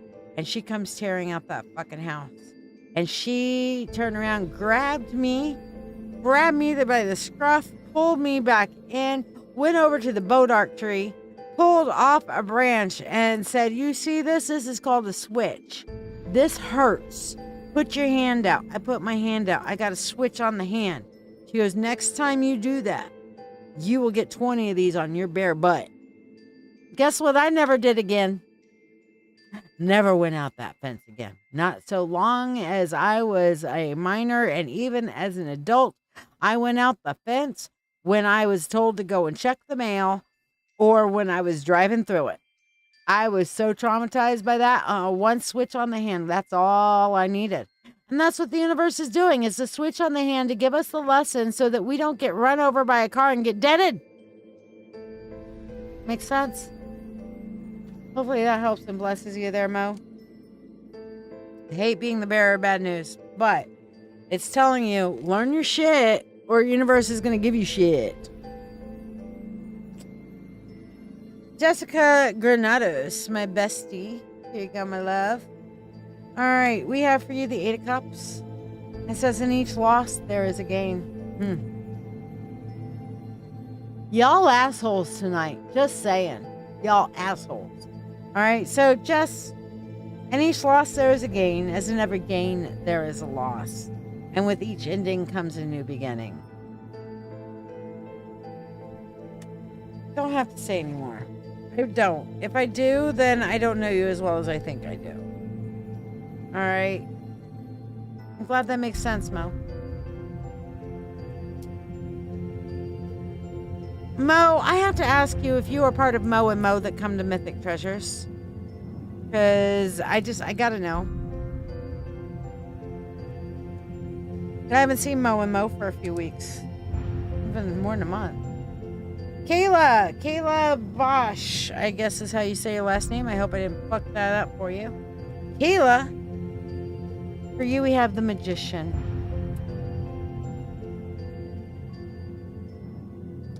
Kayla. I am the master of my fate. I am the captain of my soul. That is your quote. This is to tell you, girl, quit making fucking excuses. You have everything you need to make your shit work. Get up there and make it happen. Get your hustle on, girl. Ain't no Fabio gonna drop in out the sky. Ain't no lottery ticket gonna fall in your lap and all of a sudden you got it. Okay. Okay, so different Mo then. All right, cool. Well, I'm glad you joined us on the live tonight. Wasn't that a beautiful ritual? OMFG. Was that not the bestest? What did you think of the Cone of Power? Is that the first time you've done a Cone of Power? Have you done a Cone of Power before, Mo? Okay. I just, that was, whoo. And then we had the explanation. Everybody's like, whoo, ha, yeah. Oh, it's great. Loved it. Yes. There is a lovely black couple that is named Mo and Mo. And they come in on the regular too. So, yeah.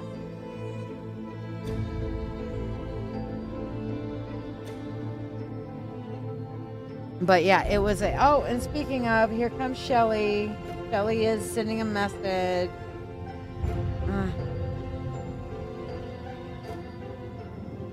I'll tell you what, Shelly is just such a beautiful person. She really is. Really, really is. And she ran a beautiful ritual tonight. It was absolutely very, very learny, very informative, very teachy, and very full of energy. So, yes. All right. So that being said, I would like to have all of you guys join me on the Mystic Path community. This is my vision, is to create a place for everybody. And I am going to, hold space for other people to create classes, be it for free or be it for sale, that I will post up here. It'll be fucking fantastic. Christine, hey, haven't seen you in a hot minute, girl. Yep. And you noticed afterwards, I had to sit on the ground because I had to ground, I had to ground. And yes, I farted. Oops. It's a natural body process. Sorry. I said excuse me when I did it. It's one of the things about us autistics. We don't give a flying fuck. Or if, I would say healed autistics, we learn to stop giving flying fucks. We do. I've spent so much of my life fucking masking that right now it's like, no, masks are off. Bye. Can you deal with the autistic me? Can you deal with the ADHD me? Awesome. Can't? Don't let the door hit you with a good gotta split ya. Wishy peace. Peace be the journey. So yes. Yeah, that was me. I admit it.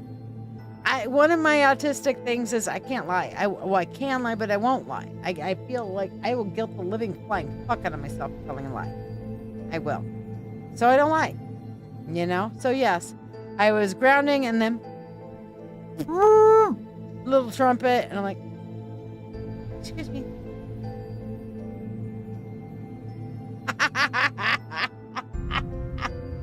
Exactly. Everybody farts. Fuck it. I am the goddess. I am the mother. All acts of love and pleasure are my ritual. And I'll tell you what, sometimes farting is a pleasure. Oh, the relief. You gotta hear Wolf when he gets to farting. We go, and he goes, after. I'm like, feel better? Uh-huh. Okay. Whoo, that was nuclear. Really? I don't smell it. Well, fuck you then. Here, I'll blow the fan over your way. Yeah, that happened last night. Happens on the regular. But then again, I fart just as much too. I tell him, witches don't fart, we cast smells. All right, anybody who did not get their free one card that liked, subscribed, and shared, say so now. Meanwhile, all of y'all who are still here get a chance at a free 3-card reading. So, everybody that's still here, please choose a number from 1 to 20, please. Choose a number between 1 and 20. Only one number. I have not drawn the number. I will do it here using my random number generator, so there's nothing to read my mind on or try to psychic other than your predictive sense on what you think the number will be, because Theory is going to be the one who chooses our number for it. Okay, so pick a number from 1 to 20. And meanwhile, here's a little bit about the Mystic Path. Hi, everyone, and welcome to the Witch Coach's Mystic Path. I'm so excited to finally have a space where we can walk together as a free and loving spiritual community. I know some of you are brand new to school, so let me take a few minutes to show you around and explain how it works. When you first come in, the community is our heart. This is where we gather, share, and connect. You're not limited to just commenting on posts anytime you want to start a conversation. Click the plus sign and make a new one. When you do, you'll see different categories you can place your post in, which helps keep everything organized and easy for others to find later. Notifications are completely in your control. You can set them up in your profile so you only get the reminders you want. And if you'd rather have the app on your phone, you can download the school app directly from your Apple Store or your Android Play Store. Once you've installed it, go into your phone's settings to decide how school notifies you, whether it's banners, sound, vibration, or silent. The calendar is where you'll find our live events, classes, and gatherings. If you see something you'd like to join, you can click on the event and add it straight into your personal calendar, whether you're on iPhone or Android, so you don't miss it. The classroom is where the courses live, and you'll notice there are a few different kinds. Some of them are drip courses, where the lessons unlock one at a time, like the empathy exercises for spiritual growth, which releases a new piece each week for your first 6 weeks. Others are unlocked through activity. They're still free, but the more you participate, the more doors open. You'll earn points for posting, liking, commenting, and for the support you give and receive from others. And some courses will be paid, with more opening up in the future through different subscription tiers. At the bottom of many lessons, you'll see a pinned discussion post, and that's where you can share your reflections, ask questions, and talk through what you've just learned with others walking the path alongside you. This space isn't social media. It's something deeper. It's a quiet grove apart from the noise, a place for us to gather without distraction, to learn, to grow, and to walk the mystic path together. I am truly excited for this journey we're about to share. Welcome home. Okay, so here we go. Hey Siri, choose a number from 1 to 20. 6. So let's see who's the closest to 6. Christine Native Love is the closest to 6. She chose 9. So Christine, ask your question for your 3 cards. And guys, to get a lot of the only paid stuff for the group, you can check out the Mentorship Circle.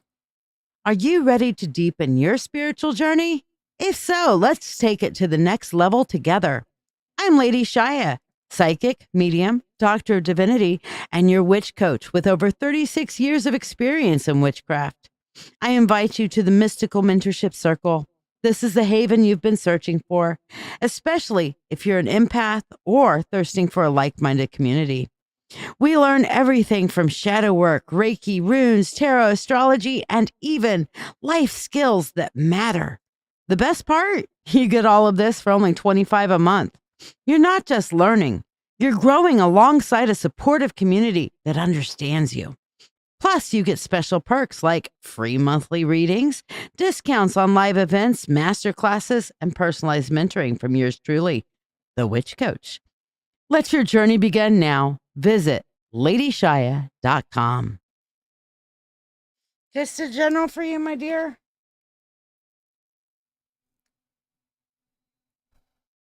All right, so let's see what we got for you. Because just a general is never just a general. It's, 2 of Cups. This is definitely a meeting of the minds, coming together with somebody. Then we have the 5 of Pentacles. And in that 2 of Cups, you feel like you have a connection to this person. However, they're unable to give because they're in a space of burnout. This is somebody that's very close to you, that you love, that you care. They're not giving, not because they don't want to, but because they're truly burnt out. They're unable to at this point. So you need to carry their load for a little while. Okay? That's what the universe is telling you. It says, do you know who this is about? This is somebody who's very close to you that you need to help them carry their burdens for a little while because they're unable to. And that's what you're being told.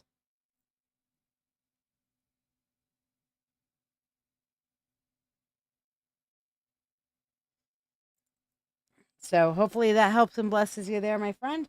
All right, you guys, I will be back on Monday. Meanwhile, find me over at Mythic tomorrow through Sunday. So here you go. Exciting news for anyone in and around the Rochester, New York area. I'll be doing tarot readings every Saturday from 1 to 7 p.m. at Mythic Treasures, located at the Tops Plaza off Jefferson Road. With over 37 years of experience as a witch, psychic reader, and ordained high priestess, I've worked for years internationally as a reader and guide, helping people unlock their true potential. At Mythic Treasures each Saturday, I'll be offering free one-card readings and free personalized crystal recommendations to help you empower your best life and gain clarity. For those ready to get a reading, I provide tarot and oracle readings. I also do Akashic Records, shadow work, animal and spirit guide, life purpose readings, and more. So if you're in the Rochester area, come by and see me at Mythic Treasures every Saturday. This store is truly a home for your soul, and I'm honored to offer my gifts to the community there. I look forward to seeing you soon.